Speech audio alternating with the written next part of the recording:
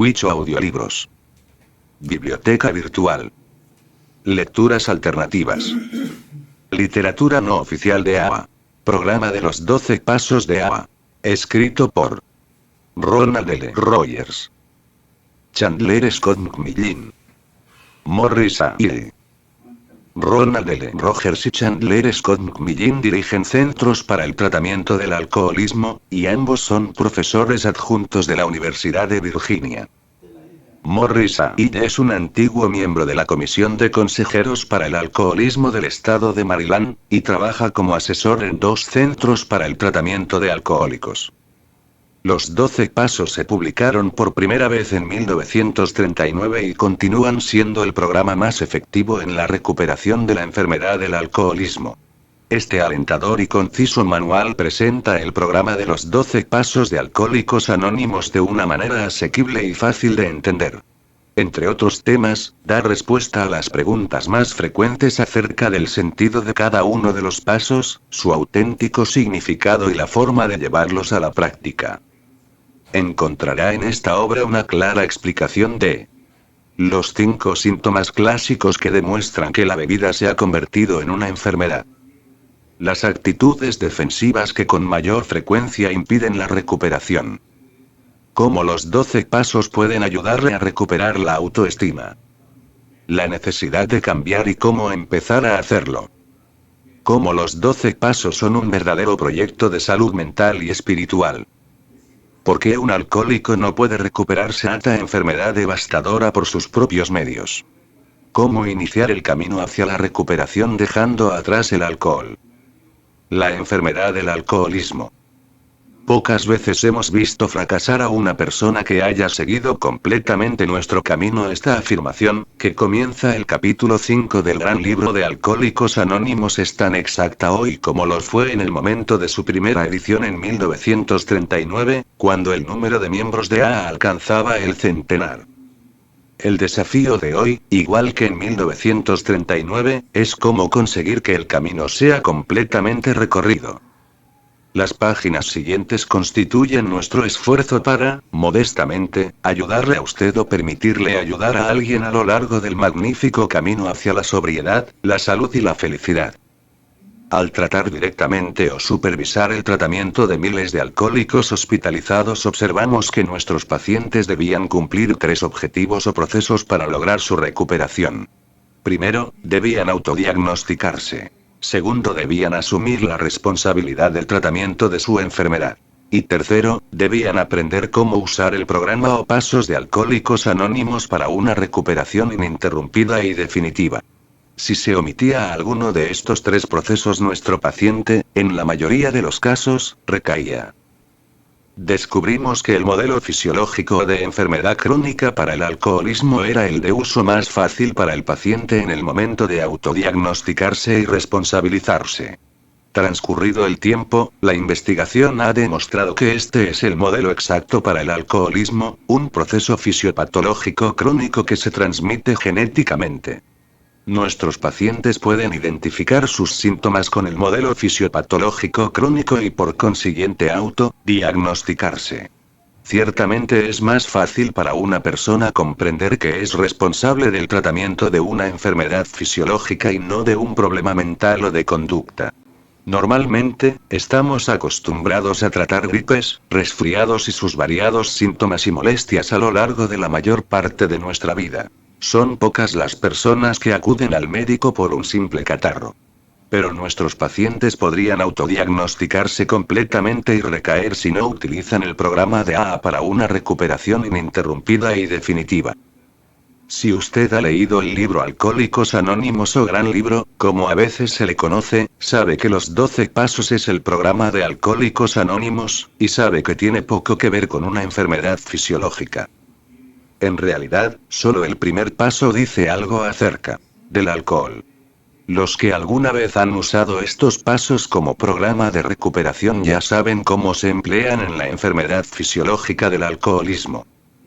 Pero para una persona que está enferma en un grado tal como para ser desintoxicada en un hospital, es penoso hacer la conexión entre los pasos de AA y el proceso de la enfermedad.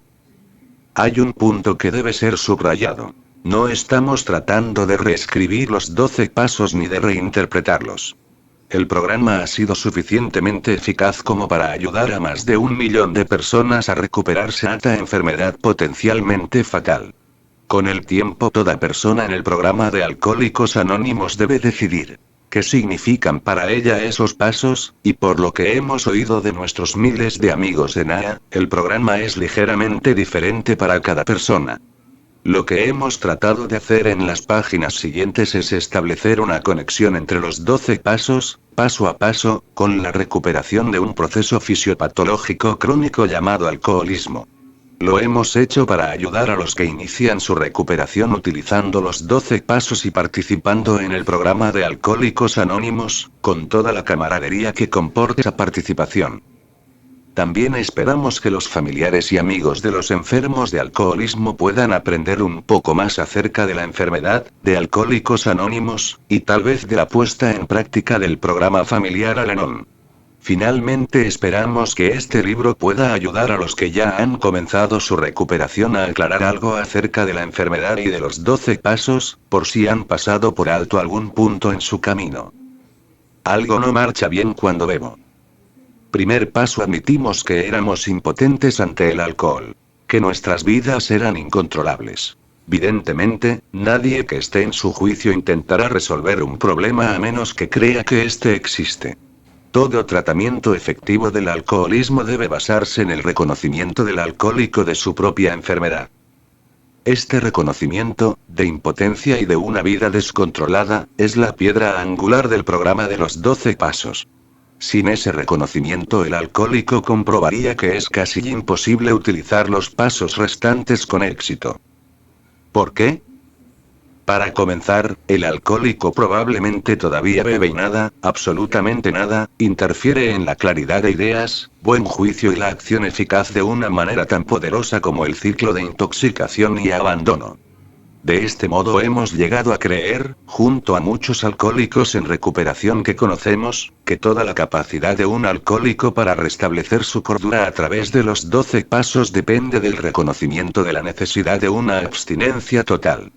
Creemos que algunas medidas poco eficaces, como la sustitución de alcohol por tranquilizantes o la alternancia de pequeñas recaídas con períodos de abstinencia, son casi tan destructivas como la ebriedad permanente.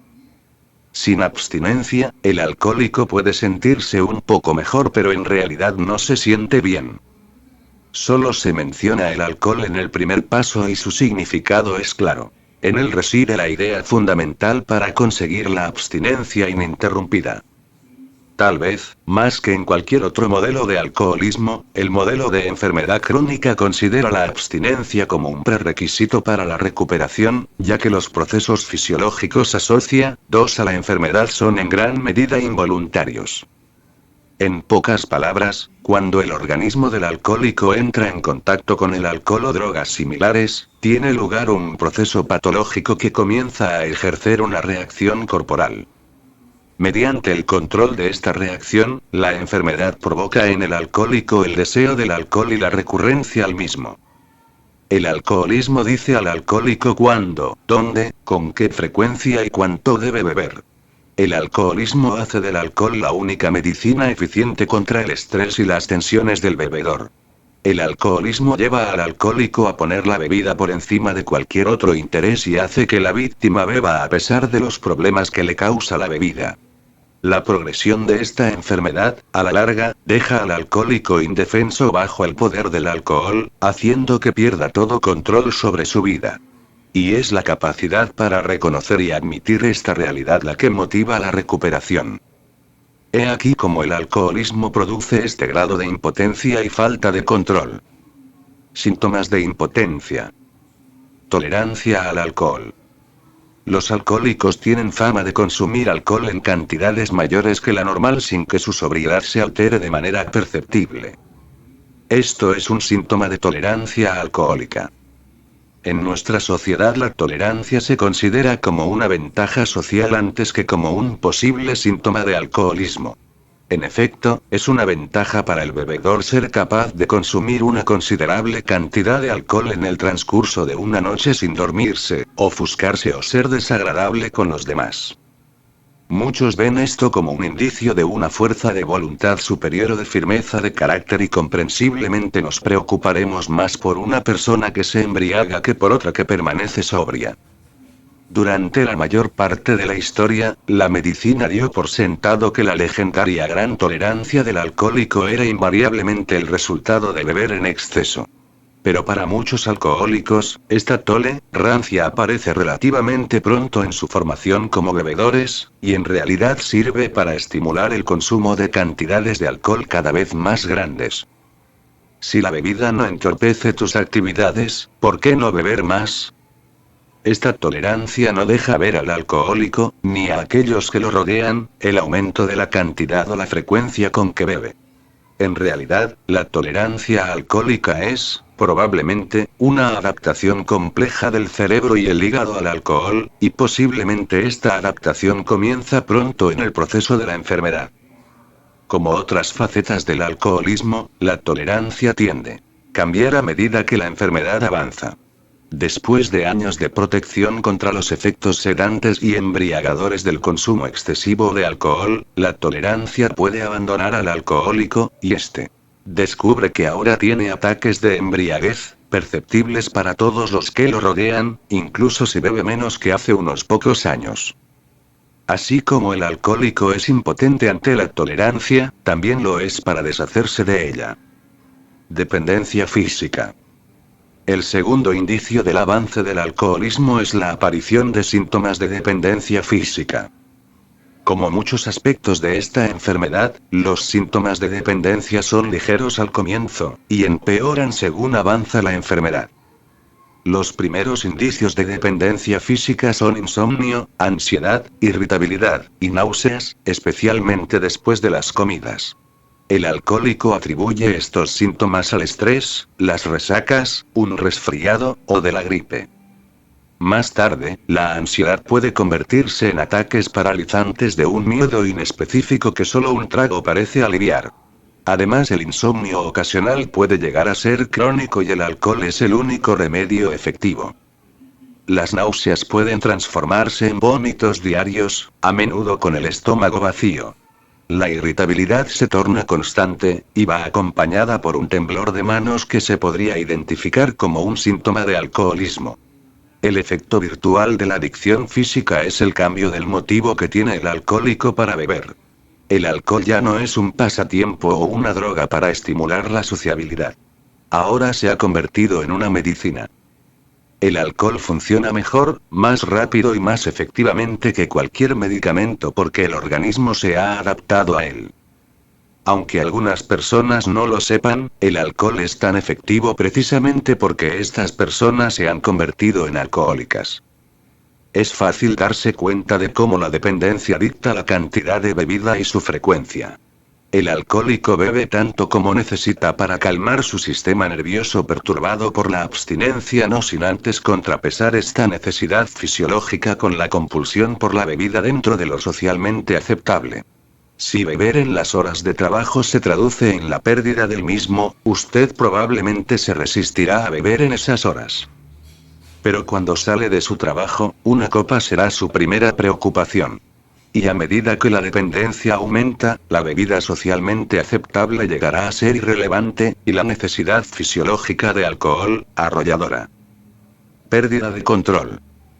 Para muchos alcohólicos el síntoma final e incuestionable de impotencia es la pérdida de control. Esta aparece generalmente en tres áreas principales: cantidad, tiempo y lugar, y duración del descontrol. Supongamos que un alcohólico asiste a una fiesta con la intención de beber solamente algunas copas. En cambio, bebe hasta un punto que excede su tolerancia e intenta conquistar a la mujer de un amigo suyo. En realidad, él no quería emborracharse, incluso habría preferido no haber tenido que pasar por ese mal trance, pero lo hizo. Esto es un síntoma de pérdida de control sobre la cantidad de bebida. Supongamos, por otra parte, que como resultado del episodio relatado y otros semejantes, promete a su mujer que se abstendrá completamente de beber durante un mes. Pero descubre que la vida sin alcohol es tan desdichada que bebe a escondidas cada vez que puede, cuidando de que su mujer no lo descubra. Y entonces, para poder beber un sábado que pasa en casa con la familia, tiene que hacer varias excursiones al garaje para verificar la batería del coche, o pretextos similares. Mientras está allí bebe algunos tragos de su provisión secreta de coñac. O tal vez haya escondido una botella en el cuarto de baño para que lo ayude a sobrevivir a un plácido y tranquilo fin de semana en casa con los niños. Ese es un síntoma de pérdida de control sobre el tiempo y el lugar de la bebida. Generalmente en nuestra sociedad no se confunde el depósito del retrete con el mueble bar. Otro ejemplo. Imaginemos una alcohólica que aguarda la vuelta de su marido de un viaje de negocios. Beberé unas copas el jueves, se dice. Cuando él llegue el viernes por la noche no habrá ninguna botella a la vista y jamás se dará cuenta. En cambio, él la encuentra 2 días después, aturdida en el sofá de la sala y rodeada de botellas. Ella no lo había planeado así. Como el primer centenar de alcohólicos en A eran bebedores empedernidos, muy avanzados en el desarrollo de su enfermedad, todos habían experimentado pruebas inequívocas de pérdida de control. Tal vez por esta razón escogieron el término impotente para describir su relación con el alcohol. Estamos convencidos de que los orígenes de esta impotencia se encuentran en la tolerancia física al alcohol que puede comenzar años antes que los síntomas evidentes de pérdida de control. Los olvidos del alcohólico: una cosa es ser violento, hacer tonterías o algo peligroso mientras se está borracho. Otra cosa es hacerlo y luego no recordarlo. Es difícil creer que un bebedor que no recuerda lo que hizo o dijo mientras estaba borracho tenía un dominio completo de sus actos. Tal vez lo tenía o tal vez no. A veces oímos decir a un alcohólico: ¿y qué si se me fue el santo al cielo? ¿Me comporté correctamente, no? Lo que equivale a decir: ¿y qué si me puse delante de un autobús? ¿Él me esquivó, no?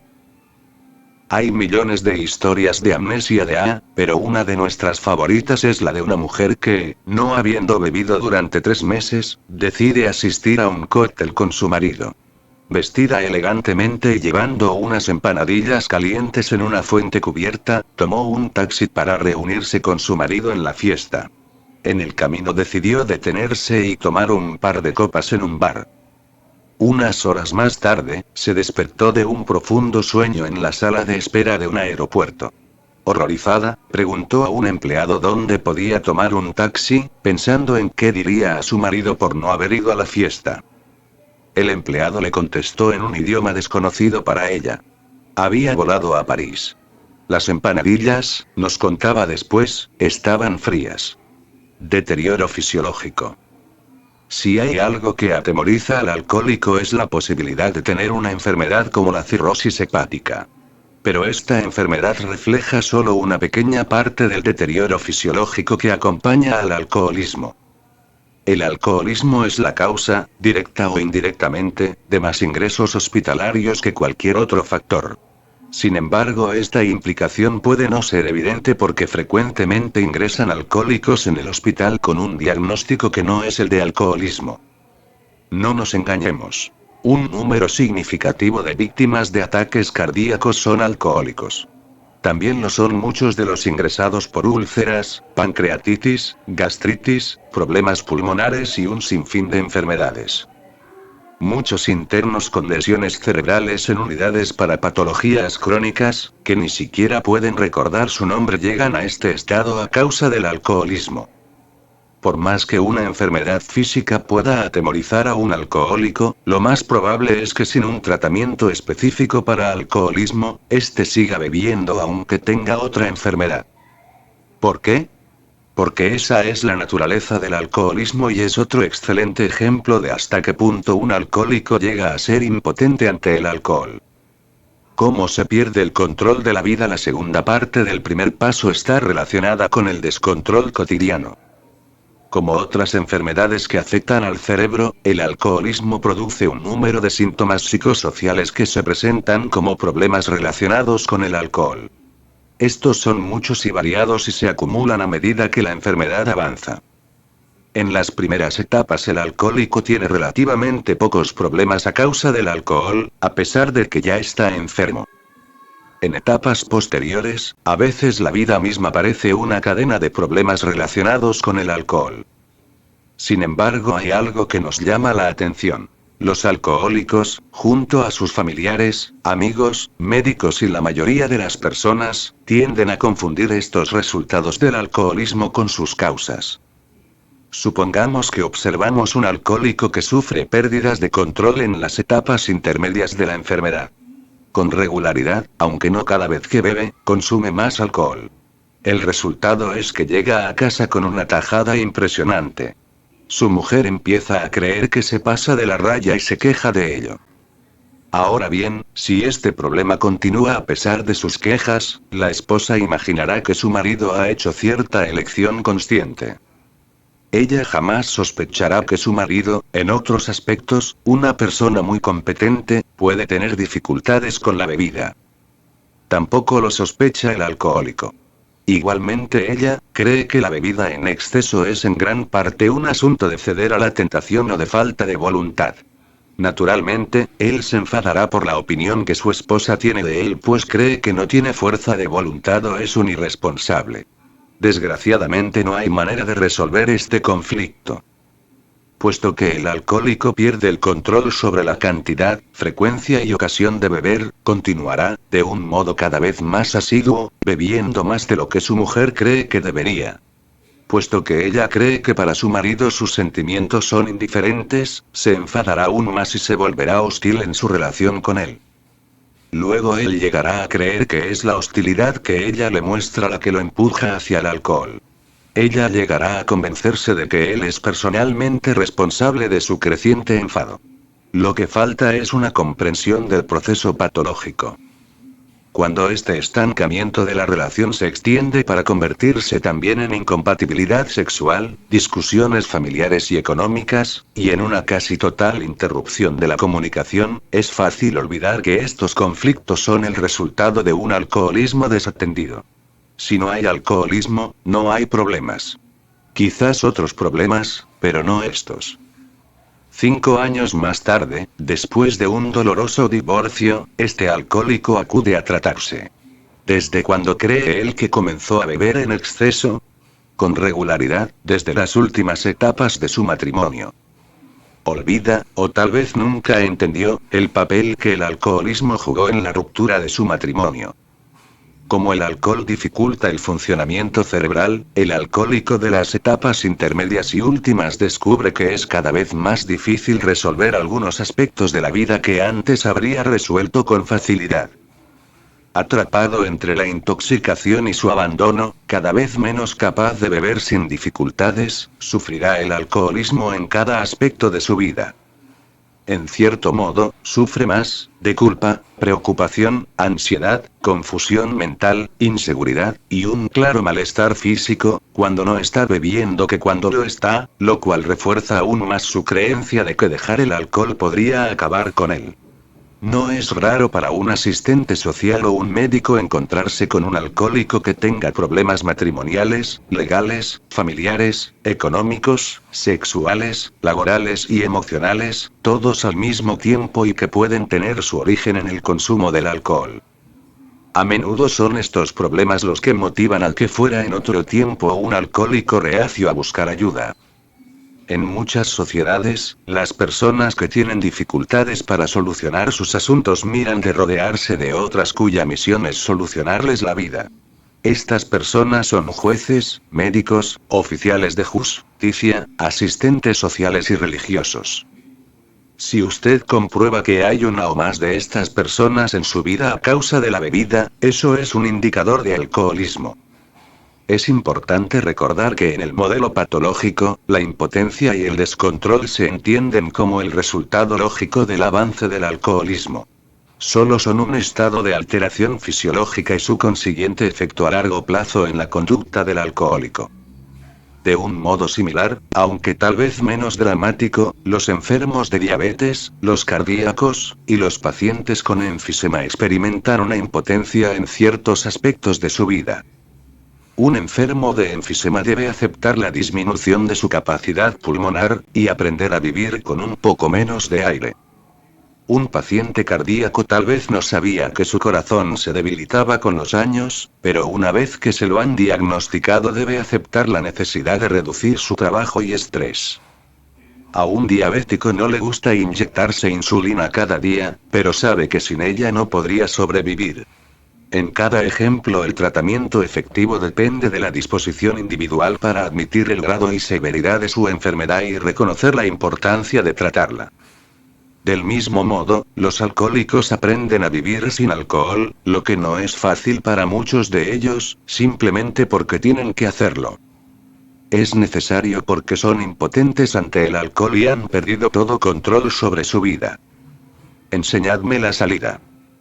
Segundo paso.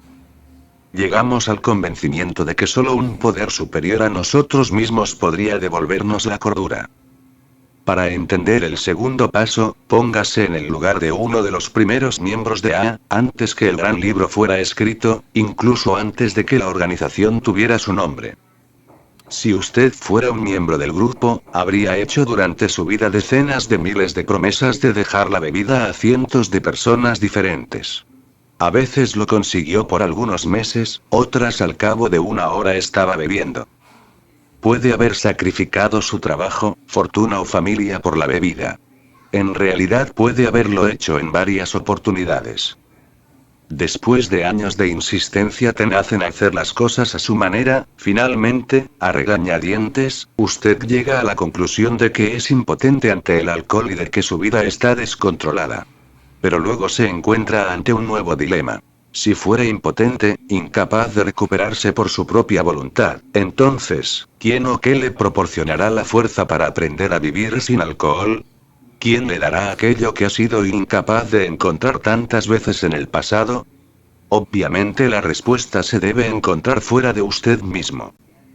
Aquí nace el concepto del poder superior, también conocido como el PS. Sí, el poder superior es un concepto espiritual, pero ha perdurado para satisfacer una necesidad habitual del alcohólico en recuperación, contestando la pregunta: ¿quién me dará la fuerza para hacer lo que debo? Como se sabe, religión y espiritualidad no son la misma cosa. La religión es simplemente una forma que puede tomar la fe en el espíritu. El hecho de que existan muchas religiones es la evidencia de que la fe en el espíritu puede, y en efecto lo hace, tomar muchas formas. La espiritualidad, sin embargo, trasciende estas formas. Las personas profundamente espirituales pueden ser católicos, protestantes, judíos, musulmanes, etc. Incluso pueden ser miembros de una iglesia no organizada. Se ha de recordar que AA manifestó que su propósito no era excluir a causa de su religión a los que sufrían de alcoholismo, sino incluir a tantos alcohólicos como fuese posible. De este modo los pasos, como el resto del programa de AA, no forma parte de ninguna religión en particular. Y de hecho, hay probablemente en AA tantos poderes superiores como alcohólicos. Muchas personas en AA tienen una profunda educación religiosa, y para ellos el poder superior debe ser Dios en una forma u otra. Como también hay agnósticos y ateos en AA, frecuentemente utilizan como poder superior cualquier cosa. Por ejemplo, para muchos alcohólicos anónimos su grupo de acogida es su poder superior. Nos explican que creen que el poder superior se expresa mejor a través de las acciones del grupo. Poniendo en práctica los 12 pasos, su programa espiritual es tan sólido como el de cualquiera. Más adelante narramos la historia de un alcohólico cuyo poder superior era un objeto inanimado. Un punto importante. El poder superior jamás debe ser el alcohólico. Ya sabemos que esto no funciona. Observemos que el enunciado de este paso emplea las palabras podría devolvernos la cordura y no nos devolverá la cordura al describir lo que el poder superior puede hacer por el alcohólico. ¿No sería fabuloso si solo fuera necesario creer en un poder más grande que usted mismo para que le devolviera la cordura automáticamente? Nunca se tendría que preocupar por engañarse a sí mismo al permitirse solo una copa. Sabría qué decisión tomar en una crisis, no le afectarían los deseos incontrolables y estaría sereno, satisfecho de su suerte, feliz consigo mismo. Y podría pasar por alto los pasos restantes. Por desgracia esto no funciona de esa manera. Aunque el segundo paso afirma que existe algo que puede devolverle la cordura, no asegura que ese algo lo hará. En cambio, el presente paso ofrece una especie de pacto entre el PS y el que sufre de alcoholismo. Propone una relación activa en el estilo de: si tú haces esto, entonces tendrás la voluntad de hacer algo más. ¿Qué debe hacer el alcohólico para cumplir su parte del pacto? Persistir en la abstinencia, un día entero cada vez, si es necesario. Asistir a las reuniones. Y ponerse a trabajar con el tercer paso. Aparte del tema del poder superior, la parte más discutida del segundo paso está relacionada con la salud mental. Mucha gente se pregunta con frecuencia: ¿son los alcohólicos realmente enfermos mentales? Sí y no. En su mayor parte los alcohólicos no son enajenados en el mismo sentido que lo podría ser un esquizofrénico o un maníaco depresivo. Aunque no es extraño encontrar alcohólicos que también sufren una enfermedad mental crónica, la gran mayoría no padece este tipo de dolencia. Más aún, las investigaciones recientes nos inducen a pensar que lejos de beber para disimular o tratar una perturbación mental o emocional subyacente, el alcohólico sufre depresiones, cambios de humor, problemas de personalidad y manías en general a causa del alcoholismo y de la experiencia de la bebida. Hay indicios manifiestos, obtenidos de estudios que abarcan algunas décadas de las vidas de los pacientes, de que los alcohólicos no muestran una frecuencia especial de perturbaciones psicológicas o de personalidad antes del comienzo del alcoholismo. Hay, sin embargo, un tipo de trastorno que los alcohólicos comparten con casi todos los que sufren de alguna adicción o de otras enfermedades crónicas. Esta forma particular de perturbación es a menudo tan peligrosa para la salud mental y el bienestar del paciente como la esquizofrenia lo es para los que la padecen. El desequilibrio al que nos referimos se pone de manifiesto en conductas como: beber a pesar de saber que le traerá problemas. Beber a pesar del dolor y aflicción que provoca en aquellos que usted quiere. Beber a pesar del daño que usted sabe que está causando a su salud. Beber por alguien que lo ha desairado.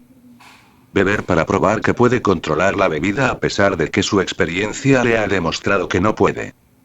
Romper con los amigos, la familia y con cualquiera que interfiera en su afición por la bebida. Culpar a otros del hecho de que usted no puede beber sin riesgos.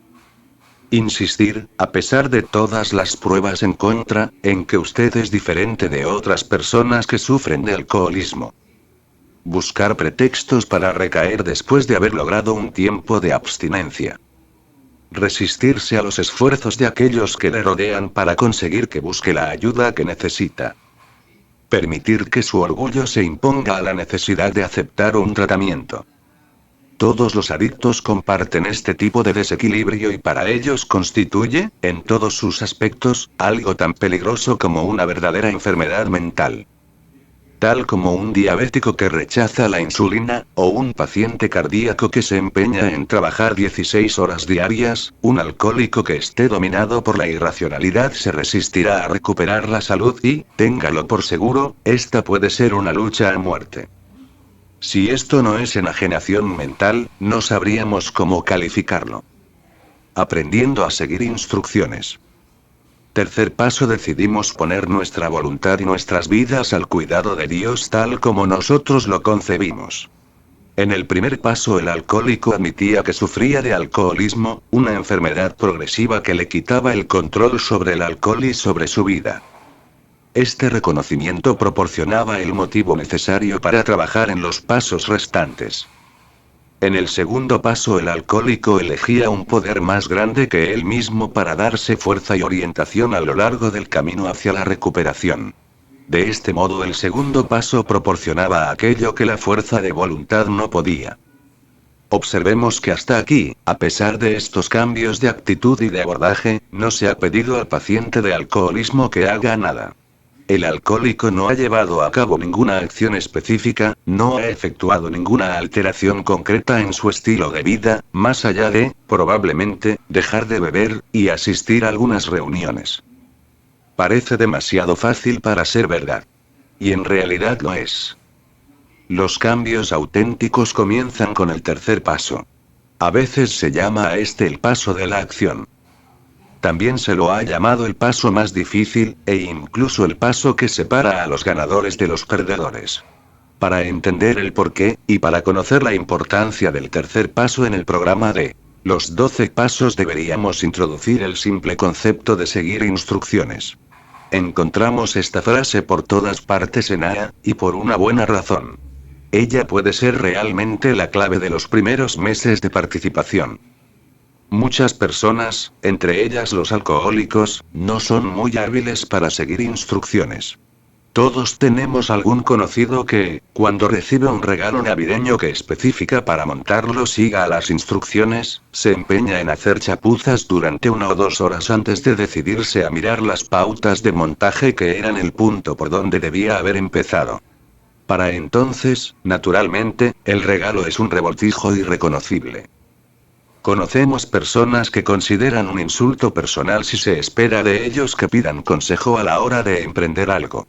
Son las mismas personas que prefieren deambular por las calles de un barrio desconocido antes que preguntar la dirección en una gasolinera. Y no menos frecuentemente conocemos a personas que parecen responder solo al motivo contrario. Para lograr que hagan algo, solo es necesario decirles que no lo hagan. Este atributo normalmente inocuo llega a ser peligroso cuando se refiere a enfermedades potencialmente mortales, porque la supervivencia para las víctimas de tales enfermedades puede depender solamente de su capacidad y voluntad para seguir ciertas instrucciones. No hay una cura para el alcoholismo. Por lo que sabemos, un alcohólico sigue siendo alcohólico desde el día de su diagnóstico hasta el mismo día que su vida termina. Esto supone que la única alternativa legítima del alcohólico es ser un alcohólico bebedor o un alcohólico sobrio. Luego el objetivo se transforma en enseñar al alcohólico a mantener su enfermedad en fase latente mediante el uso de tratamientos simples pero efectivos. Estos tratamientos se administran no a través del médico o del asistente social, sino a través del paciente mismo. Se produce exactamente la misma situación con algunas formas de diabetes. Una vez que el azúcar de la sangre se ha estabilizado, el diabético recibe una dieta, una provisión de insulina para inyectarse diariamente y un instrumento para controlar el azúcar de la sangre. Si el paciente sigue estas instrucciones, tiene buenas posibilidades de consolidar una forma de vida satisfactoria, saludable y productiva, a pesar de tener diabetes. Nadie llama a los diabéticos y les pregunta si les gusta seguir estas instrucciones.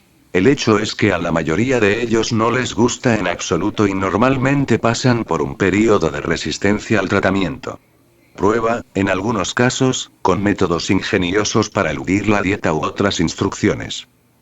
Sin embargo, si el diabético va demasiado lejos con su engaño, o deja de controlar adecuadamente el azúcar de la sangre, la enfermedad envía un breve mensaje en forma de un periodo de malestar o tal vez algo mucho más grave. Esta persona es todavía un diabético y no lo puede olvidar. Como el diabético, el alcohólico recibe instrucciones de AA y de la medicina y se le asegura que tales instrucciones le posibilitarán una convivencia tranquila con la enfermedad. Pero en el momento de seguir esas instrucciones, el alcohólico se encuentra frecuentemente en la situación de tener que hacer algo que no quiere hacer en absoluto. Por ejemplo, abandonar amistades que le gustaría conservar, simplemente porque sus hábitos alcohólicos amenazarían su sobriedad. Por ejemplo, perderse un crucero por el Caribe que siempre había querido realizar, porque su padrino le dice que es demasiado arriesgado para su recién adquirida abstinencia. Por ejemplo, tragarse el amor propio, renunciando a una ofensa largamente sentida, abandonando algo que desea. Aquí es donde comienza la resistencia. Claro que dejaré la bebida, insiste, pero no veo por qué debo hacer todas estas otras tonterías. El tercer paso es un reconocimiento directo de la necesidad del alcohólico de tomar una decisión consciente de seguir ciertas instrucciones. Ello significa que usted está dispuesto a seguir aquellas instrucciones que no le gustan tanto como aquellas que le complacen. Así de simple. Como se ha sentido impotente respecto a esta enfermedad, ha buscado ayuda fuera de usted mismo, y ha identificado un poder superior que creyó le podía conducir a la salud. Ahora debe entregar su voluntad y su vida a ese poder. Después de todo, ¿de qué sirve un poder superior si no lo usa? ¿Y de qué sirven los dos primeros pasos sin abordar el tercero? He aquí la respuesta. No sirven absolutamente para nada. Tal vez pueda entender por qué este paso es tan decisivo, e incluso tan difícil para algunos alcohólicos. Supone no solo vivir su vida de una manera diferente, sino también que otras personas le den instrucciones que usted luego sigue, incluso si a veces son contrarias a sus propios deseos o conveniencia.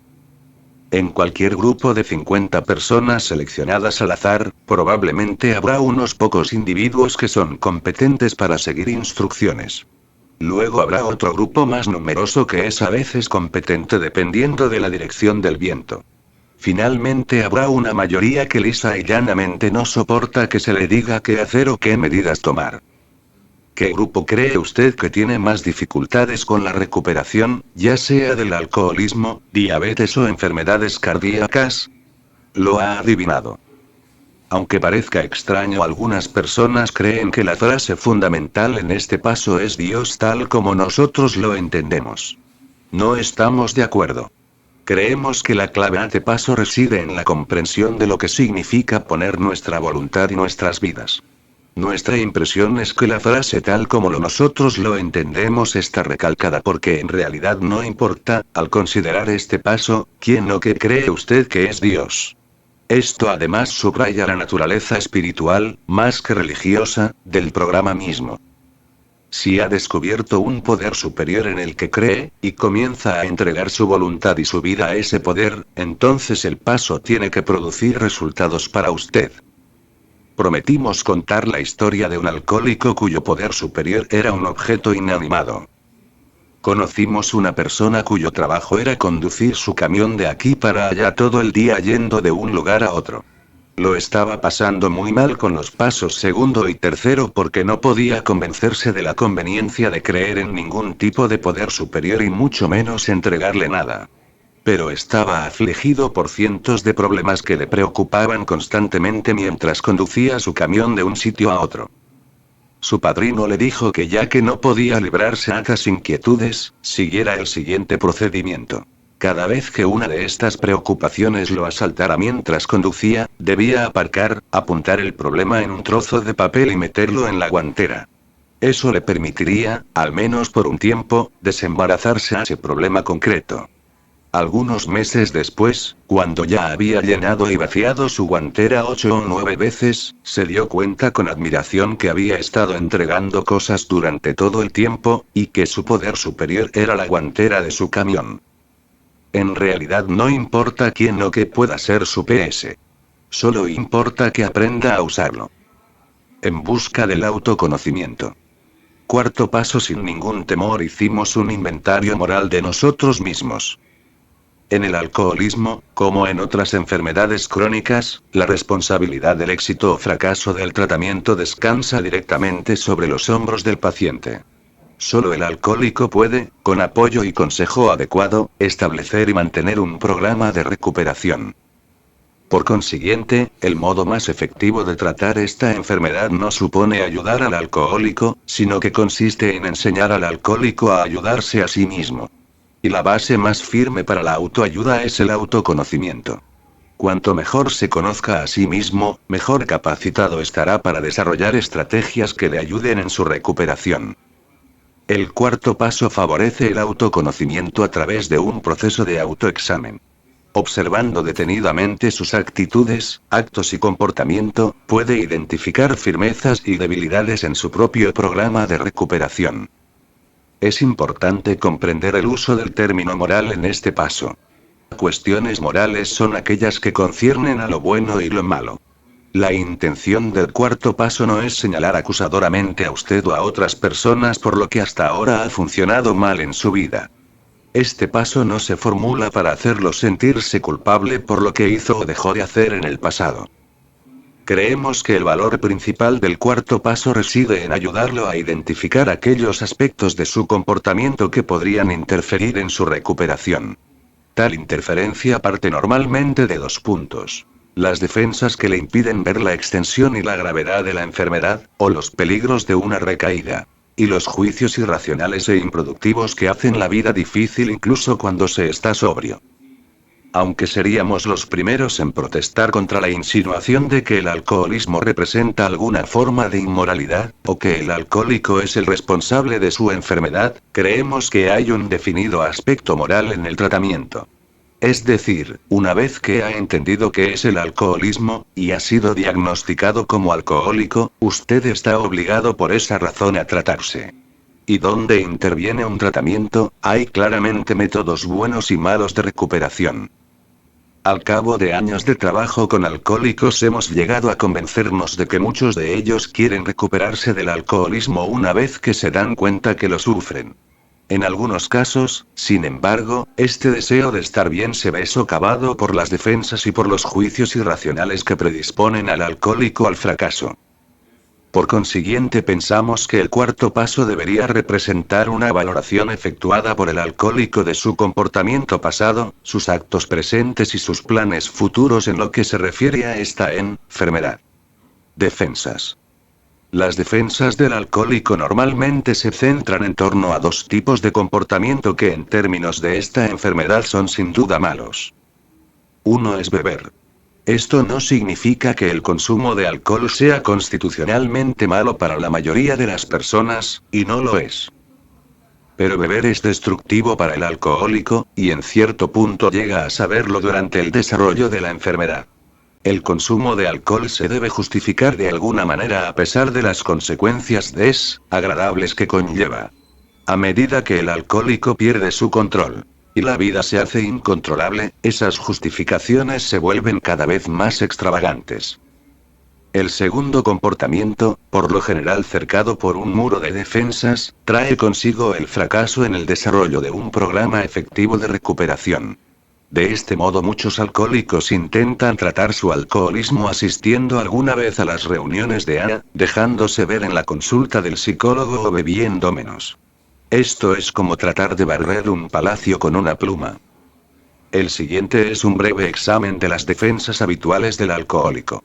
Adviértase cómo cada una de ellas impide ver al alcohólico cualquier defecto en su propio plan de tratamiento. La negación es la defensa clásica preferida por los alcohólicos de todo el mundo. Según la situación, puede presentarse como: digan lo que digan, no tengo ningún problema con la bebida, o como: ¿te das cuenta? Ya he dejado la bebida. No tengo que ir a AA nunca más. Cuando el alcohólico hace una negación, simplemente no quiere admitir la posibilidad de que el problema existe, a pesar de las evidencias. La racionalización permite al alcohólico disculpar las características anormales de su forma de beber a través de razones irrazonables. Así insistirá ante su mujer en que la razón por la cual se embriagó durante la cena obedece al hecho de que había estado trabajando demasiado últimamente, pasando por alto la circunstancia de que también se embriaga cuando no está trabajando tanto. La externalización consiste en atribuirle las causas del consumo de alcohol a fuerzas externas a usted mismo, tales como el trabajo, la esposa, los hijos, los padres, la educación que recibió en la infancia y así sucesivamente. Una externalización como: tú también beberías si te hubieras casado, con él o con ella, puede convertirse, con el paso del tiempo, en: tú también beberías si tu pareja te hubiera abandonado. La minimización es otra defensa preferida, ya que permite al alcohólico admitir la existencia de un problema sin reconocer que éste le está complicando la vida. Por ejemplo: es verdad que bebo, pero no tanto, o siempre le grito a mi mujer pero jamás le he pegado. La teorización o intelectualización es la que mantiene a muchos alcohólicos entregados al alcohol durante toda su vida. Estos bebedores alegan extensos argumentos filosóficos o se embarcan en discusiones bizantinas para apartar la atención del problema principal. Un teórico reconocerá su problema con el alcohol, pero querrá discutir acerca de si el alcoholismo es o no una enfermedad. Perdido en el palabrerío está el hecho de que, enfermedad o no, el bebedor ha eludido una vez más la responsabilidad de solucionar el problema. Y así sucesivamente. Tales defensas no solo contribuyen a la recaída sino que también impiden al alcohólico ver venir la reincidencia. Juicios irracionales e improductivos. Todos tenemos un cierto número de juicios irracionales e improductivos que dificultan nuestra vida incluso cuando estamos sobrios. Por ejemplo: 1. La vida no debería ser injusta conmigo. 2. No tengo problemas con el alcohol, como otros 3. Ya quisieran los demás vivir como vivo. 4. Me aburro horrores. ¿Dónde estarán las emociones de la vida? 5. Jamás seré capaz de perdonar, olvidar, eso. Muchos, puestos a considerar estas ideas en letras de molde, se apresurarán a admitir que son improductivas e incluso absurdas. Sin embargo, a veces actuamos como si se tratara de grandes verdades. Piense en la mujer que clama ante la injusticia de ser una alcohólica. ¿Por qué yo? Se pregunta. Para lo cual la única respuesta es: ¿por qué no tú? ¿Es acaso justo que algunas personas tengan cáncer, diabetes, esquizofrenia o enfermedades cardíacas? ¿Son acaso culpables? La justicia es una idea popular entre los seres humanos, pero con la que la madre naturaleza ha sido bastante avara. El alcoholismo jamás es justo, pero existe y algunas personas caen en él. Considérese al alcohólico que se sienta en una reunión de AA y se dice: «Ah, eso nunca me ha pasado. No soy como estos que están aquí», pasando por alto el hecho de que por cada diferencia él tiene 2 cosas en común con ellos. La primera, la razón por la cual ha acudido a la reunión. Para este alcohólico será difícil aceptar el apoyo y los consejos de los demás. Y un alcohólico, o cualquiera, que se obstina en que los demás vivan según su norma está destinado a vivir una vida de frustración y desilusión. Los demás tienen sus propias normas y asuntos, que con mucha terquedad, tratan de observar y resolver. Una vez oímos afirmar a un conocido psicólogo que las personas que siempre están aburridas son generalmente aquellas que pretenden que la vida las divierta. Siempre nos ha dejado perplejos oír a un alcohólico asegurar que la sobriedad es aburrida o que las reuniones de AA son pesadísimas. Creíamos que AA era para aquellos que querían dejar la bebida, y que las películas son para los que quieren divertirse. Y por último, están aquellos que prefieren guardar toda clase de resentimientos.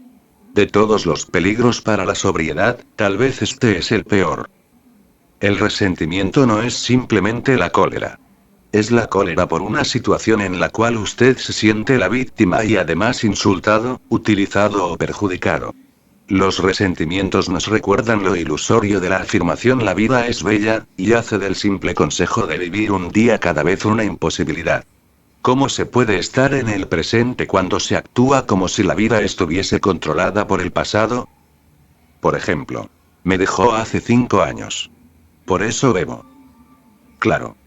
El mejor remedio para una aflicción consiste en regalarse una cirrosis hepática. Veamos este otro caso. No quiero ir a... Tuve una experiencia desagradable cuando fui allí hace un par de años. Evidentemente, no tiene sentido censurar una organización de 1 millón de personas solo por una experiencia con uno de sus miembros, a quien muy probablemente jamás volverá a ver otra vez. Cada alcohólico que aborda el 4º paso lo interpreta de una manera diferente a los demás. Y una advertencia. El 4º paso por sí solo es de poca utilidad. Llega a ser realmente valioso cuando se lo combina con el 5º. Apoyo crítico. 5º paso: admitimos ante Dios, ante nosotros mismos y ante otro ser humano la naturaleza exacta de nuestras faltas. Si en el 4º paso usted ha sido hasta cierto punto audaz y penetrante, sin duda habrá aprendido bastante acerca de su propia manera de actuar. Al examinar su conducta pasada en busca de mecanismos de defensa, indudablemente encuentra indicios de negación, racionalización, minimización y todo lo demás en donde menos lo esperaba. Seguramente habrá tropezado con los juicios irracionales que enumeramos junto con figuraciones similares de su propia invención. La calidad de su inventario dependerá mucho del estado mental y emocional que tenga cuando lo efectúe. Un 4º paso hecho con 6 semanas de sobriedad es muy diferente del que ha completado la misma persona a los 6 meses de seguir el programa. ¿Por qué?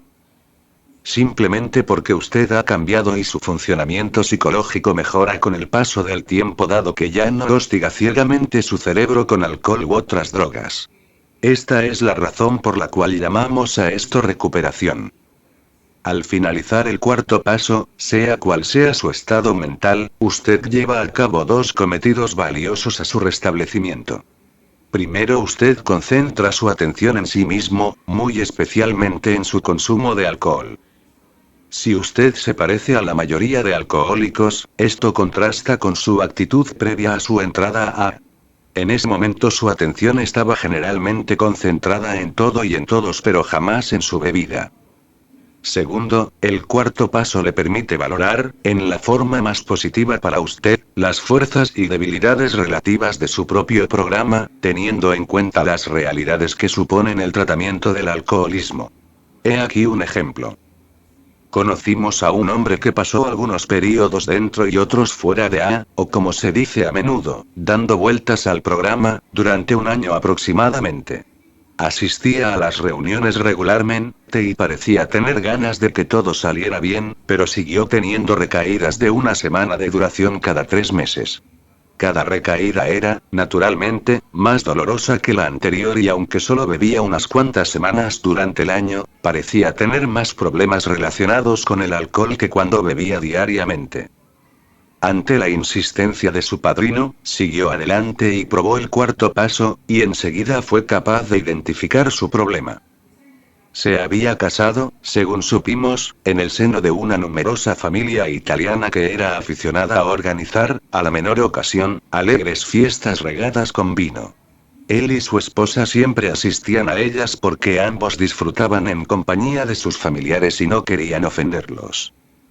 Aunque nuestro amigo alcohólico era capaz de no beber alcohol en las fiestas, descubrió, después de un examen más minucioso, que sus deslices generalmente ocurrían una semana o dos después de una de estas celebraciones. Solía sentirse un poco afligido, abatido e irritado ante la idea de tener que asistir a las reuniones de ABA. Comenzaba por sentir que era injusto que me tuviera que comportar como un fanático de AA, solo para estar sobrio. Luego pensaba, ya sabe, que nunca bebía tanto como lo hacían algunos de los parientes de mi mujer. ¿Por qué ellos no tienen problemas y yo sí? Y después pensaba, si le dijera a esta gente de AA lo que estoy pensando, me dirían que dejara de ir a las fiestas. Pero está claro que no tienen ningún derecho a exigirme esto. No abandonaré a mi familia solo porque unos alcohólicos me lo digan. Estos de AA son unos manipuladores y estar con ellos es como estar en las juventudes hilderianas. ¿Sabes qué haré? Me las arreglaré yo solo y no permitiré que una cuadrilla de borrachos me mande. Sin poder evitarlo, se emborrachaba un par de días más tarde. El cuarto paso le reveló el problema. Su asistencia a las fiestas familiares sacaba a relucir todo el resentimiento y toda la autocompasión que guardaba. Otra cosa que mucha gente descubre en el cuarto paso es que han estado haciendo responsable de su conducta a otras personas, a menudo durante años enteros. Un hombre puede descubrir que ha estado castigando a su mujer durante la mayor parte de su matrimonio por ser ella la causa de su deseo de beber. Cada vez que tenía problemas con el alcohol le echaba la culpa a ella por su frialdad, sus quejas o imperfecciones similares. Ella llega a ser la zorra de quien se lamenta a todo el que quiera escucharle, generalmente mientras está sentado en el taburete de un bar. Más tarde, durante el tratamiento, descubre con horror que el alcoholismo es una enfermedad y que ella no es culpable de su afición a la bebida. Por consiguiente, también se da cuenta de que además de sufrir por la bebida, ella también ha sufrido por haberla culpado de su inclinación al alcohol. Solo ahora ve el problema. Además de ser un alcohólico, ha actuado durante años como si los demás lo obligaran a beber. Sin embargo, ahora se pregunta, ¿podrá ella perdonarme alguna vez? ¿Acaso no me odia con todas sus fuerzas? Antes, la certidumbre repentina del engaño a sí mismo, y la culpa que trae consigo, hubieran sido tratados inmediatamente con más alcohol. Pero ahora ha decidido no hacerlo. Ha aprendido que así no resuelve nada. Ahora está en posesión de algo que se parece a la verdad sobre sí mismo y sobre su comportamiento pasado. Ha visto, a través del cuarto paso, no solo cómo funcionan sus defensas, sino también el daño que pueden causar. Y se pregunta qué hará con las nuevas cosas que sabe de sí mismo, cómo puede vivir con ellas y usarlas productivamente. El quinto paso es la respuesta. Y este consiste en 3 actos de aceptación diferenciados. El primero está relacionado con Dios. Ya hemos dicho que Dios puede ser cualquier poder superior que se elija. Si su poder superior es su grupo de A, entonces puede optar por admitir sus errores ante los sistemas del mismo. El segundo está relacionado con usted mismo. Se le pide que aprenda a llamar a las cosas por su verdadero nombre, sin endulzarlas. Si alguna vez maltrató a su pareja o a sus hijos, entonces dígalo, con esas mismas palabras. La cuestión, al fin y al cabo, es comprender la realidad del alcoholismo en toda su crudeza y en la amplia gama de consecuencias que ha significado para su vida. Es a través de esta realidad que se acepta la existencia de la enfermedad y llega a sentirse a gusto con la necesidad de tratarla.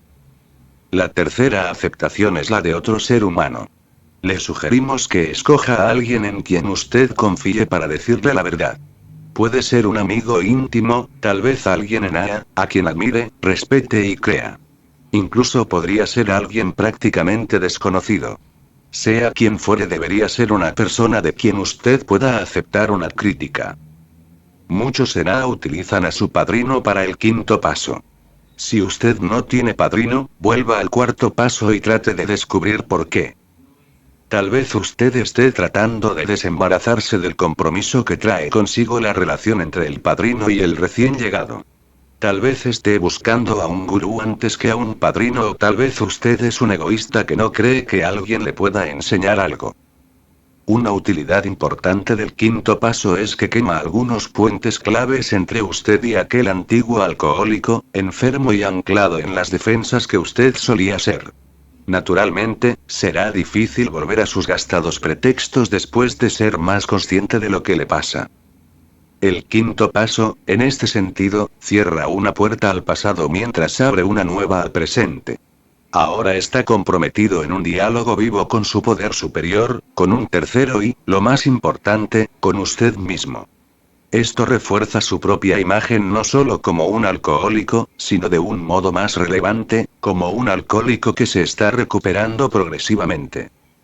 A los psicólogos les gusta hablar de la escasa autoestima del alcohólico.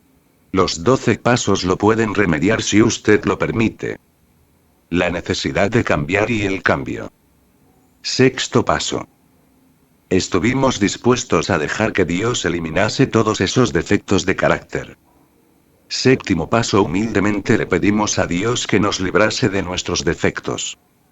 Como los pasos sexto y séptimo en la práctica son casi imposibles de separar, los trataremos de una manera conjunta. Pero para demostrar cómo se pueden usar estos 2 pasos en la recuperación, necesitamos aclarar la frase defectos de carácter del sexto paso. Ante todo debemos entender que durante la mayor parte de la historia se identificó incorrectamente al alcoholismo como un trastorno de la personalidad. Este error se afianzó de tal manera que tanto alcohólicos como no alcohólicos creyeron siempre que los alcohólicos bebían en exceso a causa de una debilidad moral o psicológica. Esto es una gran injusticia para el alcohólico, ya que no es cierto. El concepto de alcoholismo como un trastorno de la personalidad sencillamente no concuerda con los hechos tal como los entendemos. De una manera más significativa, esta idea equivocada estigmatizaba al alcohólico de la misma manera que a veces la epilepsia estigmatizaba a sus víctimas. Tal vez, más que cualquier otro factor, este estigma ha impedido a los alcohólicos recurrir a un tratamiento, y esto ha conducido a la muerte innecesaria de miles de ellos, a pesar del hecho de que el alcoholismo puede ser tratado. Veamos cómo interfiere el estigma. Transformando el nombre de una enfermedad en un adjetivo hiriente y el diagnóstico en una acusación. Atribuyendo la afición al alcohol a defectos imprecisos de personalidad, lo cual separa aún más allá aislado alcohólico del resto de los humanos. Aleccionando a aquellos que rodean al alcohólico a tergiversar su conducta y a enseñar al alcohólico a comprenderse erróneamente. Esto es lo que, según creemos, esta idea del trastorno de personalidad del alcohólico ha hecho al alcohólico. Así puede verse por qué ponemos especial cuidado para explicar la que creemos es la interpretación más adecuada de la expresión defectos de carácter. Muy a menudo las personas bien intencionadas usan esta frase como una justificación para volver a la antigua teoría del trastorno de personalidad perteneciente al modelo prepatológico. Creemos que los defectos de carácter deben referirse al tipo de mecanismos de defensa y juicios irracionales que tratamos en el capítulo sobre el cuarto paso. Porque son esos aspectos del carácter del alcohólico con los que realmente hay que enfrentarse en la recuperación. En el cuarto paso el alcohólico identificaba actitudes, creencias y comportamientos que le habían causado problemas en el pasado. En el quinto paso esta autovaloración era compartida con un recién hallado poder superior y con otra persona. Ahora, según dan a entender estos pasos, el alcohólico debe comenzar un largo proceso de cambio de esas actitudes y conductas. ¿Por qué? Simplemente porque sin tales cambios la sobriedad sigue siendo frágil, y la serenidad imposible. En AA la serenidad es generalmente considerada como un producto derivado de la aceptación de la enfermedad y de la necesidad de tratarla. De usted mismo tal como se encuentra en este momento. Y del mundo tal como lo ve, con todas sus imperfecciones. Esta clase de aceptación evidentemente no se puede lograr solo deseándolo. Esta representa una utilización continua del programa de AA a través del tiempo. Sin embargo, el primer movimiento hacia la aceptación viene mediante los pasos sexto y séptimo con su énfasis en las actitudes de cambio. Adviértase que el cambio descrito requiere no una sino dos acciones separadas. La primera es la asunción de una actitud de buena disposición. El alcohólico se prepara para el cambio. No se trata solo de que diga: estupendo, PS, estoy totalmente cambiado, así que no te preocupes, aquí tienes una nueva persona y desde ahora todo será diferente. Cambiar uno mismo no es como cambiarse los calcetines. Y estar dispuesto al cambio no es lo mismo que desearlo. Veamos el caso de una mujer que durante años había tratado de dejar de fumar. Cada intento duraba algunas semanas y luego recaía. Acudió a hipnotizadores, médicos y a todo lo que se le ocurría, pero siempre fracasaba. Finalmente renunció. Al diablo, pensó, sé que probablemente me moriré de cáncer de pulmón, pero creo que no me importa. Desde luego, no parece que pueda tener fuerzas para dejar el tabaco. Al cabo de unos 3 meses de haber tomado esta decisión, un día en que ya se había fumado la mitad de las 3 cajetillas habituales, leyó un artículo en una revista sobre la adicción a la nicotina. Nunca había tropezado con este concepto, ya que siempre había considerado que fumar era un mal hábito, o una respuesta al estrés, noción que había reforzado su tratamiento anterior. Jamás se le había ocurrido que podía fumar tanto y tan continuamente porque era físicamente adicta a una droga. De pronto, ahora todo adquiría sentido para ella. Pudo entender cómo la fuerza de voluntad la abandonaba cuando tenía que habérselas con los sufrimientos que impone la abstinencia del tabaco. Comprendió por qué tenía que fumar cada 5 minutos. Y también comprendió la verdad de que si su malestar, ansiedad, insomnio e irritabilidad eran producto de un síndrome de abstinencia, se desvanecerían con el tiempo. Todo el mundo sabía que la abstinencia no podía durar siempre. Una idea comenzó a germinar en su mente. Tal vez, pensaba, la razón por la cual comienzo a fumar otra vez después de cada tratamiento, es porque me convenzo de que mi malestar nunca desaparecerá. Tal vez espero de mi organismo más de lo razonable, como vencer el ansia de nicotina al cabo de solo 3 semanas. Si, por otra parte, supiera que el ansia y el malestar al dejar de fumar disminuyen con el tiempo, podría convivir con ellos. Algunas semanas más tarde examinó otra vez el asunto. Bien, se dijo, creo que intentaré dejarlo una vez más. Sin embargo, ahora lo haré de una forma diferente. En vez de creer que cada síntoma de malestar es una catástrofe en particular y compadecerme, lo consideraré como una parte de un simple síntoma físico de abstinencia que desaparecerá con el tiempo por sí solo. Y en vez de hacerme promesas, y hacérselas a los demás, de que este será el último cigarrillo de mi vida, solo me diré que hoy no fumaré. Y cuando comience a sentir la falta del cigarrillo después de cenar, me diré: pobrecita. No te morirás de cáncer de pulmón. ¡Qué pena! Cuando llegó el día decisivo, miró hacia lo alto y rezó por primera vez en mucho tiempo. He aquí su oración. Señor, si me das la fuerza necesaria para manejar esta situación, hoy no sucumbiré. Nos asegura que, con gran sorpresa suya, dejar de fumar en este último intento fue un juego de niños. Eso fue hace 5 años. Creemos que esta pequeña historia ilustra la diferencia entre desear cambiar y estar dispuesto a aceptar el cambio.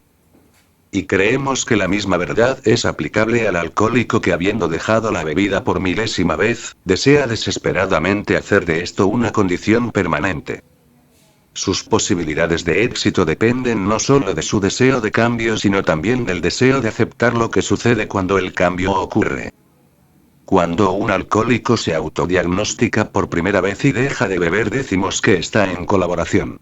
Sabe lo que el alcohol le ha ocasionado y quiere detener el proceso de deterioro.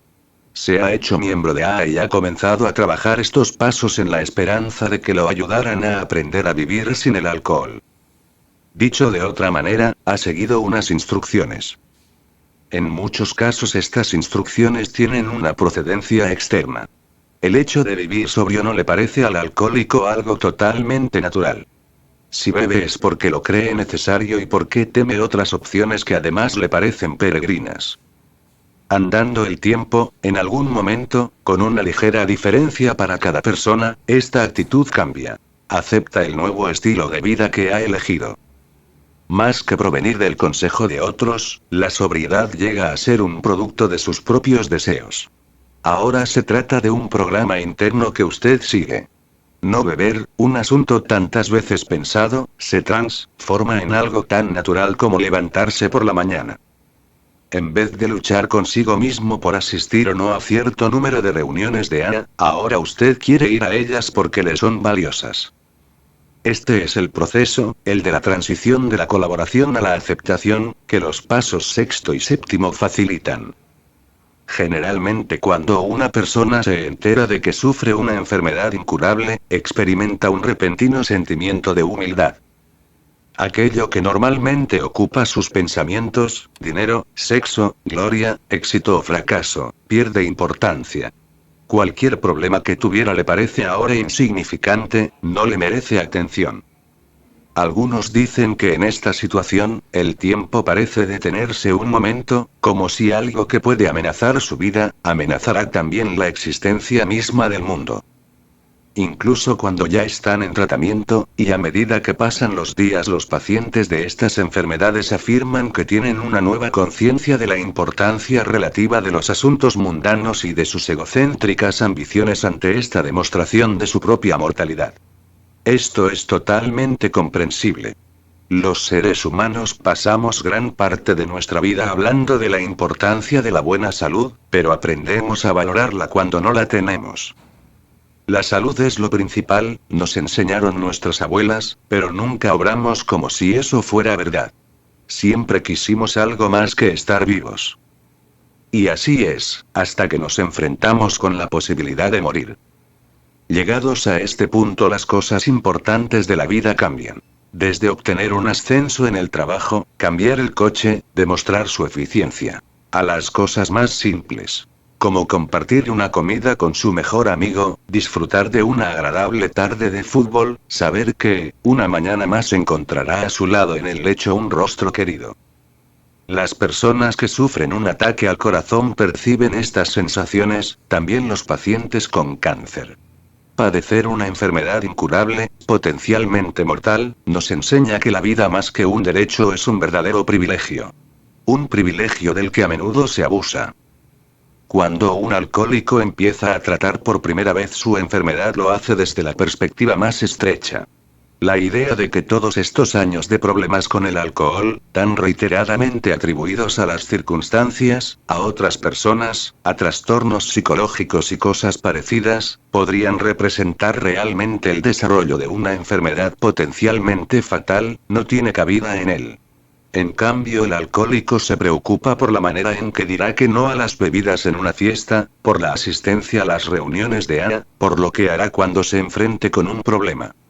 Todo ello es algo natural. La recuperación depende de estos cambios cotidianos, de una manera de vivir con la bebida a otra manera de vivir sin ella.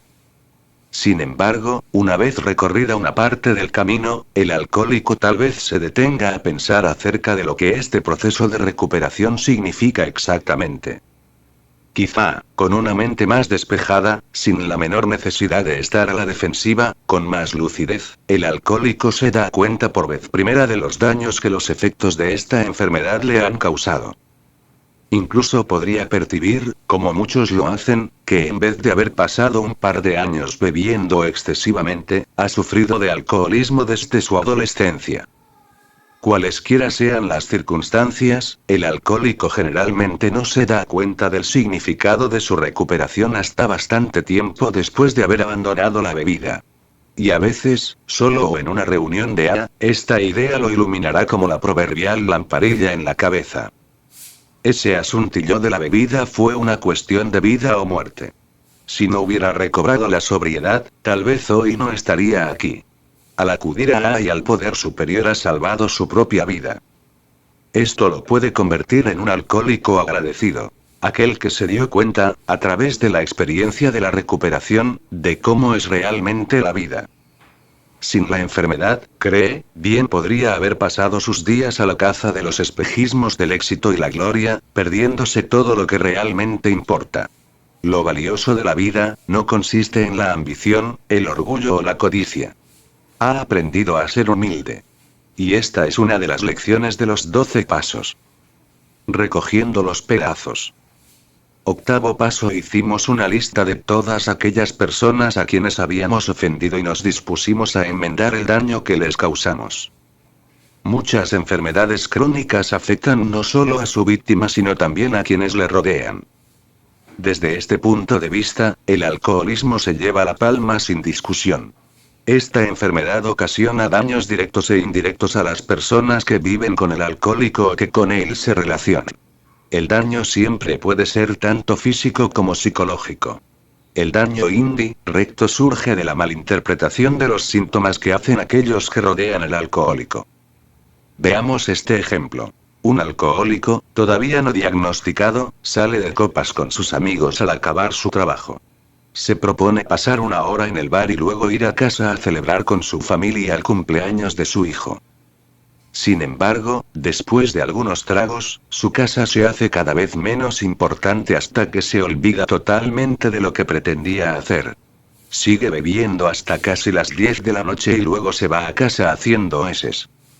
Su mujer, enfurecida, le riñe a voz en grito apenas él asoma por la puerta. Sabe que ha hecho algo malo, pero su cabeza confusa no le permite saber de qué se trata. Como no tiene algo mejor que hacer, comienza a reprender a su hijo por no guardar sus juguetes. El niño, ya enfadado con su padre por haberle estropeado la fiesta de cumpleaños, le contesta mal. Su padre le da un cachete y el niño se va llorando a la cama. Esa noche su mujer cierra con llave el dormitorio, y el alcohólico, con la ayuda de algunos tragos más de coñac, duerme en el sofá. Al otro día su hijo y su mujer se muestran ofendidos con él.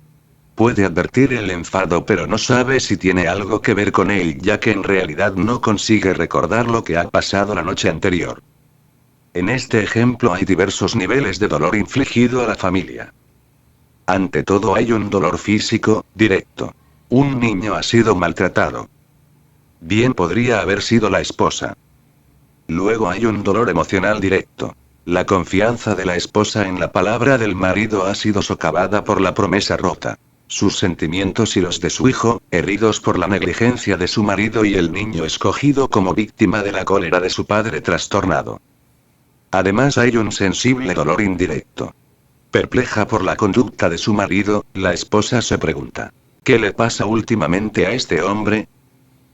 Si es la mujer típica, llegará a la conclusión de que su marido o bien es irresponsable por naturaleza, o bien que la familia no le importa, o que quiso castigarla por alguna ofensa que ella no conoce, o que el niño no le gusta, o bien que no la quiere. El hijo del alcohólico, por su parte, acaba pensando que lo que le pasa a papá es que o está profundamente disgustado con él, o es un canalla despreciable, o quizá nunca lo quiso. Sobre todo la familia estará perpleja por la actitud que adopta el alcohólico después de tal representación. Actúa como si nada hubiera pasado, se dicen. Tal vez todo fue un error, o tuvo un día fatal en la oficina. En realidad deberían hacer algo para contentarlo, luego se sentirían doblemente frustrados cuando, a pesar de sus esfuerzos, sucede otro episodio similar. Acabarán por obsesionarse no solo por su comportamiento extraño, sus arranques de cólera y sus rachas de melancolía, sino también por su carácter absolutamente incontrolable. La preocupación de la familia será qué pasará esta noche cuando papá llegue a casa. Todo ello representa una malinterpretación de los hechos comprensible, inevitable y completamente destructiva. Transcurrido un tiempo, el alcohólico llega a darse cuenta de la creciente desconfianza de su familia, de la reacción negativa que en ella provoca. Para justificarse apela a sus mecanismos de defensa. Adereza tales episodios a su gusto contándose una versión de los hechos menos acusadora. Culpa a otras personas, incluso a las que hace daño. Niega que los hechos hayan ocurrido, convenciéndose de la locura de los demás, y se aparta de la gente y se aísla. Estalla ante la crítica más leve o rehúsa tratar el problema. Sobre todo trata de olvidarse de todo con más alcohol. Entonces ya tenemos establecido un círculo vicioso. Cada síntoma de pérdida de control se complica con una reacción de los otros, seguida de una reacción opuesta del alcohólico. Sucesivas capas de errores y malentendidos se van acumulando. Finalmente, cuando la seriedad de estos síntomas asoma en la conciencia del alcohólico, por ejemplo, cuando le ponen una multa por conducir bebido, o cuando recibe una advertencia de su jefe por faltar los lunes, en vez de sentirse estimulado a resolver el problema, se siente inducido a beber más. Esto es añadir leña al fuego, ya que se tratan las consecuencias de la bebida con las causas. Al cabo de algunos años, el alcohólico, se dé cuenta o no, se sentirá invadido por la culpa. Y esta culpa también puede haberse transformado en parte del problema como la enfermedad misma, ya que seguirá bebiendo para ahogar su remordimiento. He aquí la importancia del octavo paso. No es ni más ni menos que un remedio específico para la culpa resultante de sus actos mientras está bebido, y también es una alternativa a la depresión y al reiterado acto de beber. Esta alternativa consiste en hacer enmiendas. Su propósito es el de curar antiguas heridas y permitir al alcohólico olvidar las faltas del pasado y atender plenamente las necesidades del presente. Tal como hemos visto, todo cambio supone no una sino dos acciones. La primera, como explicamos, es asumir una buena disposición. He aquí cómo ha de hacer el octavo paso. Primero siéntese y haga una lista de las personas a quienes cree que ha hecho daño cuando bebía.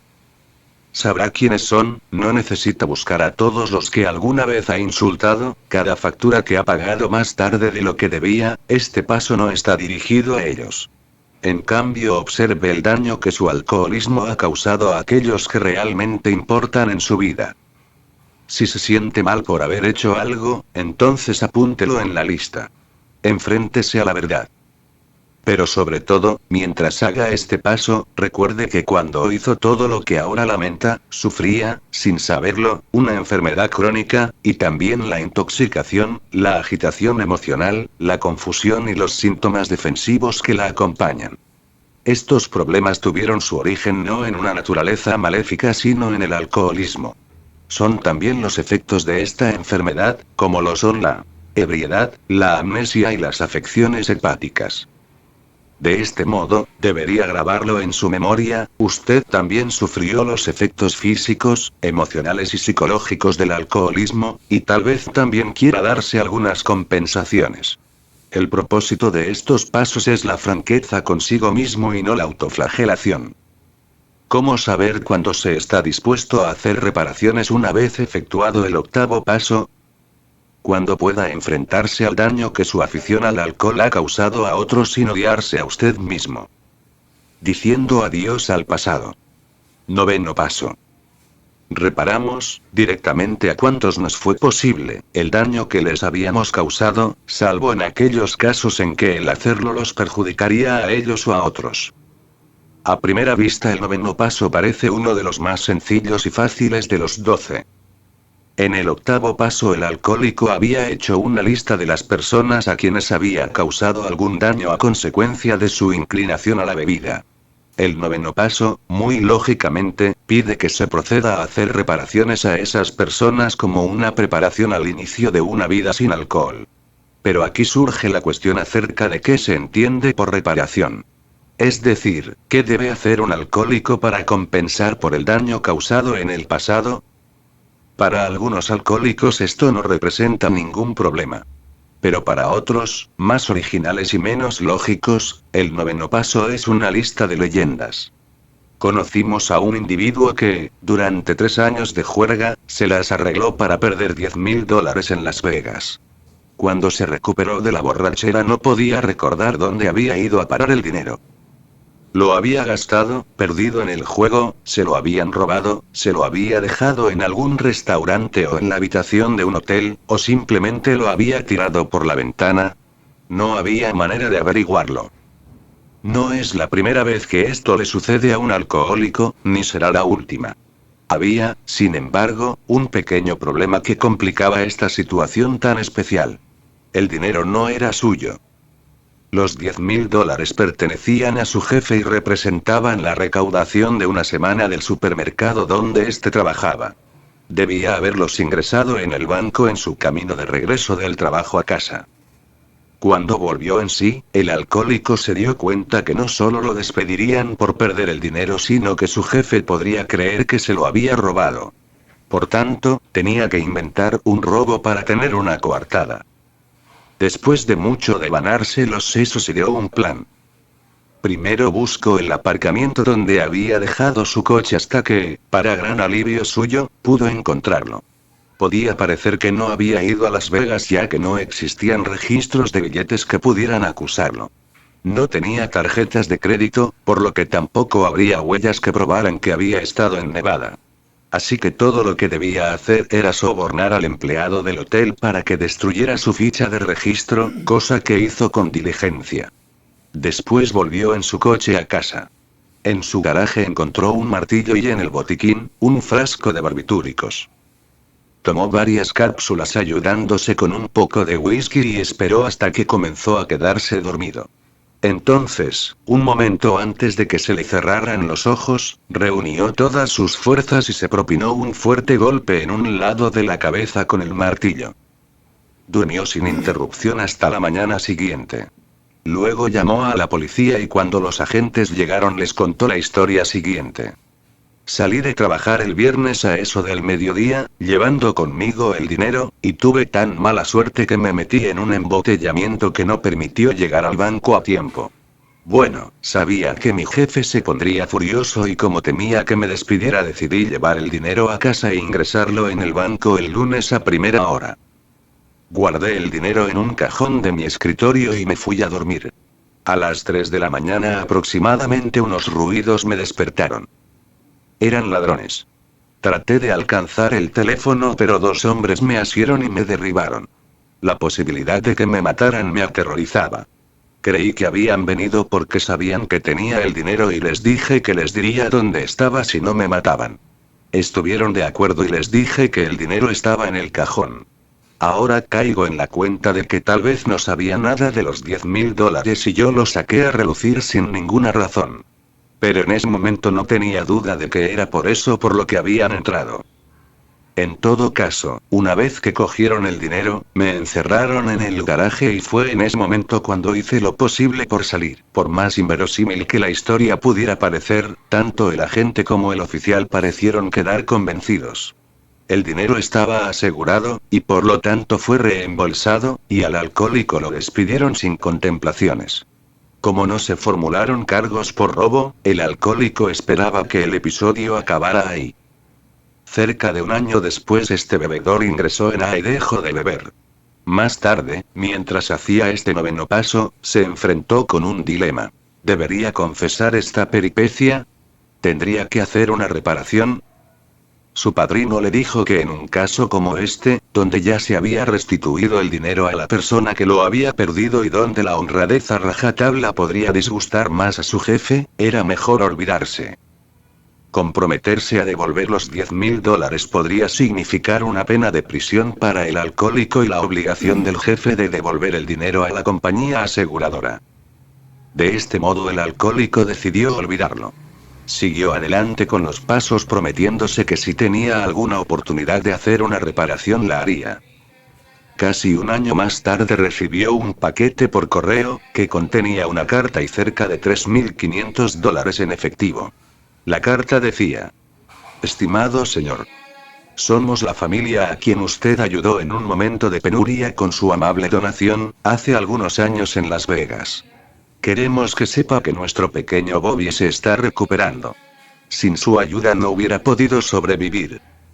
Siempre lo recordamos en nuestras oraciones. Queremos devolverle algo del dinero que nos dio. Se trata de una cantidad que ahorramos por si Bobby caía enfermo otra vez. Pero ahora ya no lo necesitamos. Nos dijo que era muy rico y sabemos que no lo necesita, pero nos sentiremos mejor si se lo reintegramos. Muchas gracias y que Dios le bendiga.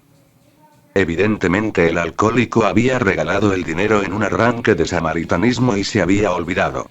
Cogió los fajos de billetes, los envolvió y los envió a la compañía de seguros que había pagado la indemnización a su jefe. Cuando se hace el 9º paso es de gran ayuda recordar la frase. Salvo en aquellos casos en que el hacerlo los perjudicaría a ellos mismos o a otros, en otras palabras. Salvo en aquellos casos en que hacer reparaciones hace más daño que beneficio. Supongamos que una de las personas a las que debe hacer reparaciones es su ex-esposa. Le gustaría llamarla y pedirle perdón por lo que ha hecho. Sin embargo, ella se ha vuelto a casar y a usted no se le pasa por alto el hecho de que su llamada podría perturbar esta nueva relación.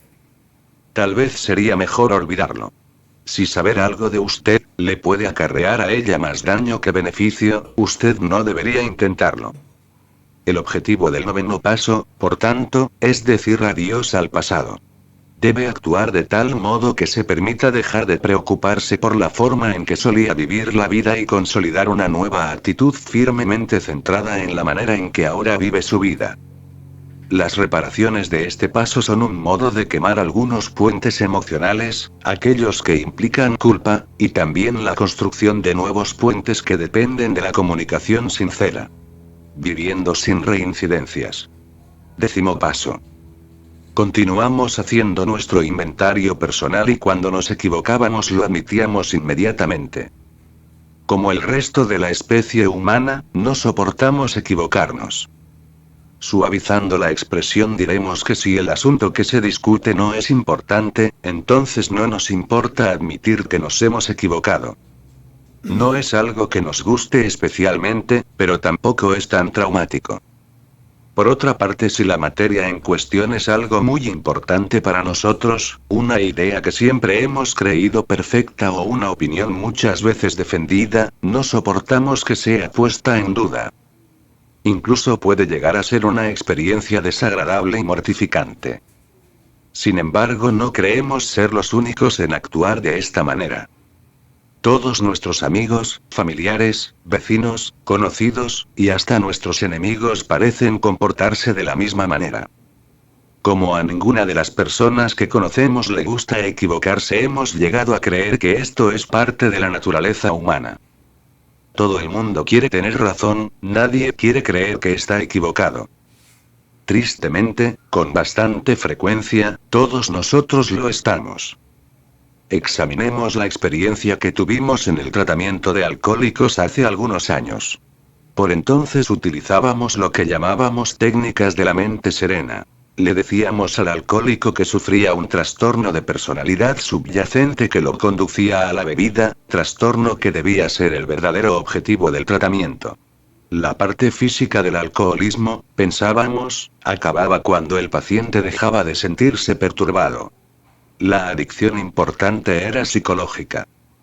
Después de todo, ¿no era esa la causa por la cual el paciente había comenzado a beber? Un día, mientras poníamos en práctica estas ideas, un paciente nos mostró una monografía de James Milan. Este ensayo bastante árido e impreso en el más horrible papel anaranjado que se pueda haber visto desafiaba, en términos inequívocos, cada una de nuestras creencias sobre alcoholismo. En vez de ser una consecuencia de un trastorno de personalidad, el Alcoholismo, según Milam, era en conjunto el resultado de una adaptación física. Era hereditario, sostenía Milam, y los diversos problemas psicosociales que constituían el objetivo del tratamiento, tal como nosotros lo considerábamos, eran el resultado y no la causa de la enfermedad. En lugar de representar defectos de personalidad permanentes que acosan al alcohólico durante toda su vida, estos problemas psicológicos pueden resolverse con el tiempo si el alcohólico deja la bebida. Todo esto era revolucionario. Por esa razón comprobamos todos los datos aportados por Milam y descubrimos que, en efecto, el alcoholismo era eso que él afirmaba que era: una enfermedad fisiológica crónica. Naturalmente, hubo largas discusiones entre los investigadores, pero esto no nos preocupó. Un científico amigo nuestro define humorísticamente la investigación en ciencias naturales como conjeturas seguidas de debate. Para nosotros, sin embargo, el asunto estaba claro. El alcoholismo no parecía ser una enfermedad mental. Tampoco parecía representar un trastorno de la personalidad, ni tampoco era una reacción al estrés que podía provocar cualquier situación, ni un intento de poner remedio a un problema emocional subyacente. Esto nos puso en un compromiso porque prácticamente todos los tratamientos que usábamos estaban basados en esas suposiciones que ahora, según se demostraba, eran incorrectas. Nuestra desazón era evidente. Habíamos tratado gran cantidad de alcohólicos en los últimos años, enviándolos ayudándolos a alcanzar la sobriedad. Habíamos efectuado algunos cambios importantes en nuestros métodos a lo largo del tiempo, pero no de esta envergadura. Supongamos que hubiéramos seguido enseñando lo que siempre habíamos enseñado. ¿Acaso no dejaban de beber los pacientes? ¿Por qué pasar por todo el trance de cambiar nuestros métodos? No vimos que ninguno de los otros expertos cambiara el suyo. ¿Quién se daría cuenta de la diferencia? La respuesta era clara: nosotros. Podíamos seguir haciendo lo que hacíamos. O podíamos admitir que nos habíamos equivocado, hacer una larga y profunda autocrítica y cambiar. Fue lo que decidimos hacer. En este caso, nuestro orgullo por la calidad de nuestro trabajo era mayor que la necesidad de tener razón. Fue muy duro al comienzo. Recordemos que todo lo que habíamos hecho se basaba en suposiciones anticuadas. Esto significaba que nuestros pacientes y sus familiares podían señalar errores en lo que en ese momento hacíamos. Alguien de nuestro equipo recuerda un día en que estaba dando una charla a un grupo sobre la importancia del crecimiento emocional para llegar a ser una persona autorrealizada. Uno de los alcohólicos de la audiencia le pidió que le dijera claramente qué tenía que ver todo esto con el hecho de dejar de beber. Lo explicó en términos comprensibles para el alcohólico, pero a la vez pensaba para sí: bueno, esta es realmente una buena pregunta. ¿Qué tiene efectivamente que ver esto con el abandono de la bebida? Evidentemente se trataba de otra suposición.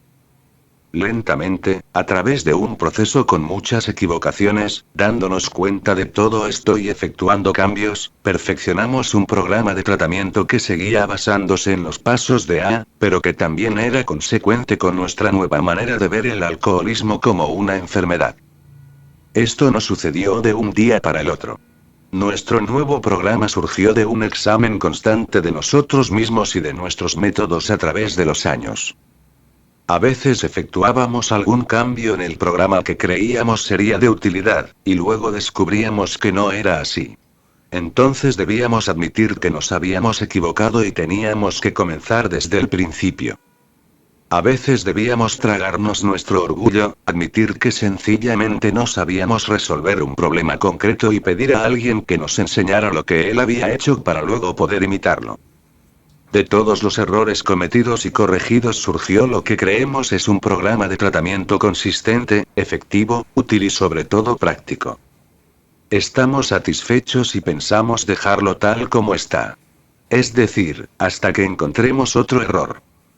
Por si todavía no lo ha comprendido, lo que acabamos de describir representa una muestra del 10º paso. Identificamos un error en nuestros métodos, uno muy importante, según se demostró después. Nos tragamos nuestro orgullo, nuestro deseo de tener siempre razón y comenzamos a revisar nuestros métodos. Esto se debía hacer cada día. No había manera de que pudiéramos prever los cambios que tendríamos que hacer antes de que el programa se pusiera en funcionamiento. Teníamos que ser flexibles. Si hubiéramos insistido en hacer solo aquellas pocas cosas que habíamos planeado al principio, la adopción de una nueva actitud y de un nuevo sistema terapéutico hubiera resultado un completo fracaso. Debíamos contar con un método para efectuar cambios a medida que avanzábamos. Este es el espíritu del 10º paso. El programa se va solidificando y mejorando a través de un autoexamen ininterrumpido. De esta manera se puede vencer al peor enemigo de la recuperación: la propia necesidad, natural y humana, de tener razón. El programa de recuperación puede cambiar a medida que usted cambie, digamos que puede adquirir vida, como usted mismo. Tomándose el tiempo necesario para observar lo que hace cada día, puede hallar las soluciones a problemas que nunca podría haber identificado mientras se encontraba en el 4º paso. Transitando por el sendero. Un 10º paso: buscamos a través de la oración y la meditación mejorar nuestro contacto consciente con Dios, tal como nosotros lo entendemos, pidiéndole solamente que nos dejase conocer su voluntad para con nosotros y nos diese la fortaleza para aceptarla. Cuando se le pregunta a un alcohólico activo qué es lo que no funciona en su vida, busca la respuesta fuera de sí mismo. No obtiene los ascensos que desea en su trabajo, su mujer es una regañona, sus hijos se han convertido en delincuentes, el dinero no alcanza para nada, su casa es muy pequeña. Cuando se le pregunta qué cree él que podría mejorar su calidad de vida, una vez más propone cambios externos. Tal vez debería divorciarse, encontrar una mujer que realmente lo comprendiera, cambiar de trabajo, mudarse a otro barrio. Este hábito persistente de la externalización es una venda que le impide ver su propia relación con el alcohol. La bebida, desde su punto de vista, es la medicina que hace tolerable un medio externo insoportable. Sin alcohol, no podría arreglárselas para vivir. Bebe tanto, según cree, porque su vida es muy difícil. La recuperación supone, para muchos alcohólicos, un cambio total de esta actitud. En vez de buscar la raíz de sus problemas fuera de sí mismos, aprenden a observar su propio comportamiento, sus propias actitudes. Y en vez de tratar de encontrar soluciones en los cambios superficiales del medio, se pide a los alcohólicos en recuperación que busquen auxilio a través de su comunicación con un poder superior. Al principio, pedir a un alcohólico que contemple su interior es como pedir peras al olmo. Puede hacerlo, pero solo durante breves instantes. Sin embargo, según el tiempo pasa, esta tarea, por varias razones, es cada vez más fácil. Primero, la mente del alcohólico comienza a ser más clara. Todos los procesos de pensamiento, entendimiento y control emocional mejoran, solamente porque ya no se los somete a la agresión del alcohol. Segundo, la abstinencia interrumpe la afluencia de muchos de los problemas psicosociales que causa la bebida. Ahora es más fácil hacer frente al último arresto por conducir borracho porque ya no habrá otros. Los problemas dejan de acumularse. Tercero, la realidad, por más duro que le resulte al alcohólico creerlo, es que una gran parte de su insatisfacción con la vida era el producto de la propia actitud del alcohólico. En realidad la vida nunca fue tan horrible excepto cuando la bebida la transformó en eso. Conocimos a una mujer que nos contó su experiencia con su padrino de ABA. Siempre que le explicaba un problema, obtenía la misma e invariable respuesta. Es una verdad como un templo, le decía que la solución de todos nuestros problemas reside dentro de nosotros. Eso era todo lo que le decía, sin explicaciones ni discusión. Espere un momento, gemía nuestra amiga. He pasado por un fracaso matrimonial, mi jefe me acosa, lo que necesito son consejos prácticos y no sabiduría oriental. Dígame qué debo hacer para solucionar estos problemas. Como toda respuesta, él solía sonreír con benevolencia. Es una verdad como un templo, comenzaba otra vez. Ya lo sé, contestaba nuestra amiga. Va, déjelo correr. Al cabo de unos 5 años, jalonados por muchos problemas a los que seguía el mismo consejo, nuestra amiga experimentó finalmente el destello de la iluminación. Había estado tratando de resolver varios problemas a través de un método habitual, que siempre le suponía muchísimas preocupaciones y la manipulación de personas y situaciones, cuando se le ocurrió. Un momento, se dijo, yo ya sabía lo que tenía que hacer desde el principio. ¿Por qué no seguí adelante y lo hice? ¿Por qué primero me tuve que meter en todo este lío? Luego un segundo destello la alumbró. Puede que este sea mi problema, pensó. Siempre hago una montaña de un grano de arena. No me tomo las cosas como son, siempre me las compongo para llevarme mal con la gente. Tal vez, continuaba, por eso me siento tan insatisfecha con mi vida. Tal vez yo soy el problema, es decir, mis expectativas, mi manera de tomar las cosas, y no la vida. Comenzó a actuar con ese descubrimiento como guía, como si la solución de sus problemas residiera dentro de ella. Y, efectivamente, pudo resolver muchos de esta manera. Sabía que esto era así porque su vida comenzó a mejorar enseguida. Parecía el final de una larga guerra entre la alcohólica y su propia vida. Esto ilustra un tema importante del 11º paso. La respuesta, si se quiere, a los problemas de la alcohólica estuvo siempre delante de sus ojos. Por eso su padrino insistía en repetirla una y otra vez, de la manera más simple posible, cada vez que la alcohólica le explicaba un problema. En el 11º paso, se aconseja al alcohólico en recuperación buscar a través de la oración y la meditación un contacto consciente con su poder superior. Esto se debe a que el recién descubierto PS no puede ayudarlo a menos que usted se ponga a su disposición. Esto supone un tipo de escucha activa, a la cual, según indica el paso, se llega mejor a través de la oración y la meditación. Para muchos alcohólicos el 11º paso también trae consigo otro aspecto de la recuperación largamente abandonado: la mejora de la calidad de vida. Esto no se refiere en general a ganar más dinero, conseguir una pareja más atractiva, o cualquier mejora de esa clase. Significa hacer aquellas cosas que hacen la vida más valiosa y satisfactoria para usted. Cosas como ser de utilidad para otras personas. O sentirse en plena vida. O aprender cosas nuevas. Recuerde que es la calidad lo que cuenta, no la cantidad. No importa cuánto se posee, sino qué satisfacciones le aporta. Las razones son evidentes.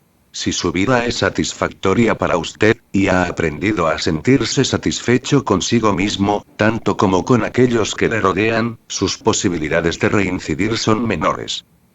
No nos olvidemos. Es una verdad como un templo que las soluciones de muchos problemas residen dentro de nosotros. El mensaje. 12º paso. Habiendo experimentado un despertar espiritual como resultado de estos pasos, tratamos de llevar este mensaje a los alcohólicos y de practicar estos principios en todos nuestros actos. En A se cuenta el caso del recién llegado que se acerca a su padrino para pedirle que le ayude a comprender el 12º paso. Entiendo la parte que habla de llevar el mensaje y practicar los principios, explicó el recién llegado. Pero no estoy muy convencido de haber experimentado un despertar espiritual, es decir, eso suena como que Dios te habla o que se te aparece un signo celestial, y nada de eso me ha pasado. Mire, le dijo su padrino. Hace 6 meses su vida era un completo desastre, ¿verdad? ¿Verdad?, concedió el recién llegado. Y usted estuvo a punto de perder su empleo, su mujer había visitado un abogado, y el juez estaba por sentenciarlo a 90 días por conducir en estado de ebriedad, ¿verdad? Sí, todo eso es cierto, dijo el recién llegado. Y luego usted ingresó en A, continuó el padrino, dejó de beber y todas esas dificultades comienzan a solucionarse, ¿verdad? Claro que sí. Pues bien, dijo el padrino. Para un bebedor como usted, eso es un despertar espiritual. Observemos lo que sucede en la vida de un alcohólico que llega finalmente a la etapa que llamamos de la sobriedad. Bien, tal vez lo que hemos descrito no constituye una señal de Dios, pero sin duda debe de tener algo que ver con ella. La dificultad de tratar el alcoholismo, como otras enfermedades crónicas o incurables, no reside tanto en comenzar la recuperación sino en mantenerla. El 12º paso sugiere que la mejor manera de aprender es enseñar. ¿Y quién mejor para aprender que otros que sufren esta misma enfermedad? ¿Quién sino ellos se pueden beneficiar de la experiencia y conocimiento que usted les puede aportar? No fue sino de este modo en que la idea de llevar el mensaje nació y se transformó en parte de la estructura de AA. Algunos cronistas de AA creen que la mayor contribución de Bill Wilson al nacimiento de AA fue su comprensión de que si un alcohólico dedicaba tiempo y energía para ayudar a otro a dejar la bebida, luego ese ayudante podría dominar la situación aun si el ayudado se emborrachaba, ya que él mismo había sido capaz de hacerlo pasando un día más sin probar alcohol. Se trata de una simple y profunda intuición. Llevando a otros el mensaje de sobriedad, el alcohólico también se lo lleva a sí mismo. En cuanto a esto, el 12º paso está curiosamente ligado al primero. Al ofrecer su ayuda al alcohólico sufriente, el miembro de AA se enfrenta con sus propias experiencias pasadas de impotencia y debilidad, y debe recordar las dolorosas circunstancias que lo llevaron a AA. Esta es una experiencia crítica, ya que es muy humano olvidar una experiencia desagradable tan pronto como se puede. Imagínese como paciente en una sala de deshabituación al alcohol en un hospital. Padece unos temblores tan intensos que no puede sostener una taza de café. Cree que su estómago dará un brinco hasta la garganta y cada músculo del cuerpo le atormenta. Casi no es capaz de ir por sus propios pies al lavabo. En medio de este sufrimiento se hace una promesa. Jamás olvidaré esto, jura. Jamás olvidaré lo mal que me siento. Si alguna vez siento la tentación de beber, este recuerdo me detendrá. Al cabo de 3 meses, ya repuesto, se sienta en un bar acompañado de un amigo y reflexiona sobre la copa que acaba de pedir. ¿No será mejor que no la bebas?, le pregunta su amigo. Recuerda lo que dijiste cuando te dieron de alta en el hospital. Ya lo sé, responde. Pero no he bebido durante bastante tiempo y ya no estoy tan enfermo. Además, tampoco estaba tan mal y el alcohol no me dominaba. Pasan 3 meses más y a pesar de todos sus esfuerzos, está otra vez en el hospital haciéndose la misma promesa. Esta es la paradoja del alcoholismo, y también de las enfermedades crónicas como las cardíacas, la diabetes y el enfisema. Cuando está bajo control, el alcohólico ha dejado de beber, el diabético utiliza la insulina, el enfisémico respira con facilidad. Es difícil recordar lo mal que uno lo pasaba cuando no estaba en tratamiento. El programa de los 12 pasos prevé esta posibilidad, sugiriéndole que recuerde la gravedad de su dolencia a través del sencillo procedimiento de recordársela a otros. En realidad, la parte más positiva de los 12 pasos se encuentra en las últimas palabras del paso final. Estas son: y de practicar estos principios en todos nuestros actos. Resumiendo, utilizar las ideas expuestas en los pasos no solo con relación al alcoholismo, sino con relación a todo lo que se haga. Esto refleja el verdadero origen del programa de pasos de AA, el cual fue adaptado del Oxford Movement. Este era un grupo de personas de todas las esferas sociales que un día decidieron vivir de una manera más saludable y satisfactoria. No estaban motivados por los estragos que causa el alcohol, sino que solo se propusieron ser mejores personas. Evidentemente, los pasos pueden ser empleados en casi todos los aspectos de la vida observando los conceptos que subyacen en cada paso. Primer paso. Admito que existen grandes sectores de la vida, tales como enfermedad, muerte, el comportamiento de otras personas, sobre los cuales no tengo ningún control. Cuando trato de hacer lo que no puedo, me siento abatido y demasiado débil para controlar mi vida. Segundo paso. Por doloroso que pueda resultar reconocerlo, necesito de alguien o algo exterior a mí mismo que me enseñe cómo vivir mejor y que me dé energía para cambiar. Tercer paso. Como he encontrado algo que actúa como poder superior, haré todo lo necesario para entregarme a él en vez de continuar confiando exclusivamente en mí mismo. Cuarto paso. Preparándome para cambiar mi manera de vivir, haré un sincero examen de mis propias fuerzas y debilidades de manera que mis actos se basen en el autoconocimiento. Quinto paso. En vez de disimular ante los demás mis debilidades, compartiré lo que he aprendido de mí con aquellos por los que siento cariño. Sexto paso. Adoptaré una actitud de buena disposición para los cambios que persigo. Acepto la necesidad de cambiar mis actitudes y opiniones si voy a vivir una vida más satisfactoria. Séptimo paso. Comenzaré a cambiar mis actitudes, principios y comportamiento demandando el auxilio de mi poder superior y de otros en quienes confío. Octavo paso. Reconozco que mi comportamiento puede haber herido a otros además de a mí mismo y he decidido reparar los daños. Noveno paso. Haré todas las reparaciones posibles a menos que provoquen más daño que beneficio. Décimo paso. Estudiaré con cuidado mis pensamientos en busca de las actitudes que puedan amenazar mi salud y mi dicha, y no haré nada por ocultar mis dificultades a aquellos que pueden ayudarme. Undécimo paso. Trataré, por todos los medios, de mejorar la calidad de mi vida, de manera que sea más plena, feliz y productiva. Duodécimo paso. Tal como he aprendido a aceptarme y aceptar a los demás, trataré de llevar este conocimiento a aquellos que lo necesiten y miraré de aplicar esta nueva perspectiva a cada aspecto de mi vida. Sabemos de algunos psicólogos que llamarían a esto proyecto de salud mental. Por lo tanto, es útil recordar que los pasos no se proponen solo ayudarlo a abandonar la bebida. También lo pueden ayudar a vivir sin la bebida, algo que algunas personas no comprenden. Un psicoanalista que conocemos nos envió un paciente a nuestra consulta.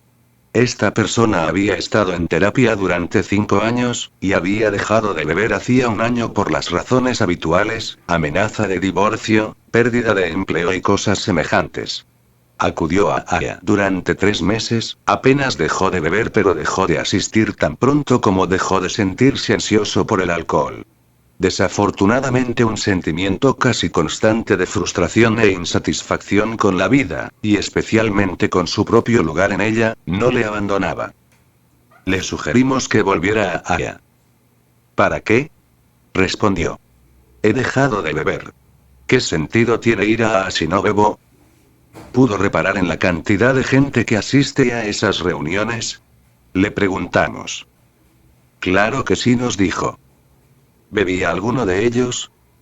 No admitió. Entonces, ¿por qué cree que acuden a las reuniones? Le dejamos reflexionando sobre esto.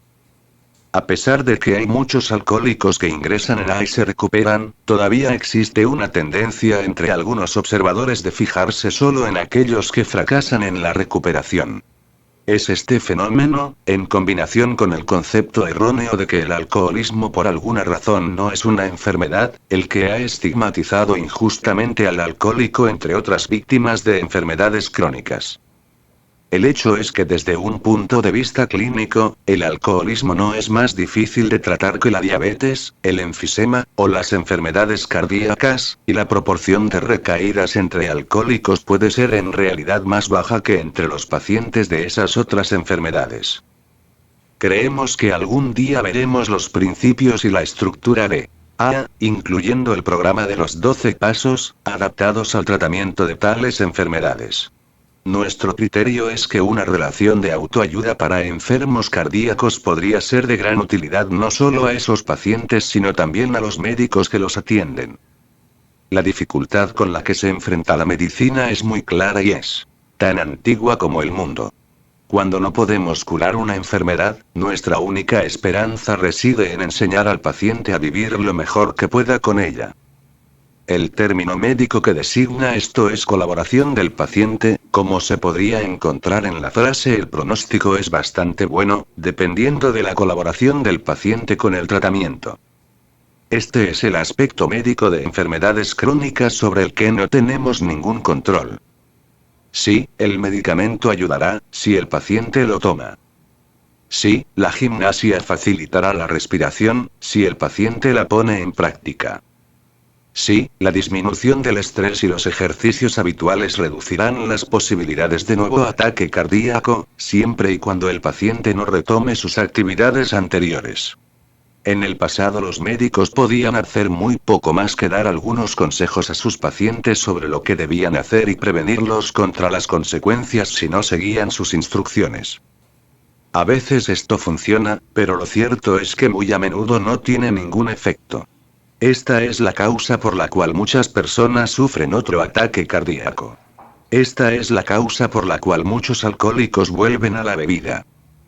Si nos dejan hacer lo que queremos, nos inclinaremos a hacer aquello que siempre hemos hecho. Es casi como si existiera una especie de dejarnos hacer que lucha contra nosotros cuando debemos cambiar. Es como si esta inercia nos empujara en la misma dirección que la que habíamos estado siguiendo, incluso si en eso se nos fuera la vida. Descubrió que aquello que los alcohólicos no podían hacer por ellos mismos, podían hacerlo si trabajaban juntos. Una enfermedad que se resistía a todos los esfuerzos individuales podía ser controlada dentro de un contexto de camaradería y con un sencillo programa de recuperación. Y eso funcionó y creció hasta llegar a ser lo que conocemos como los 12 pasos. Y esto, más que cualquier cosa,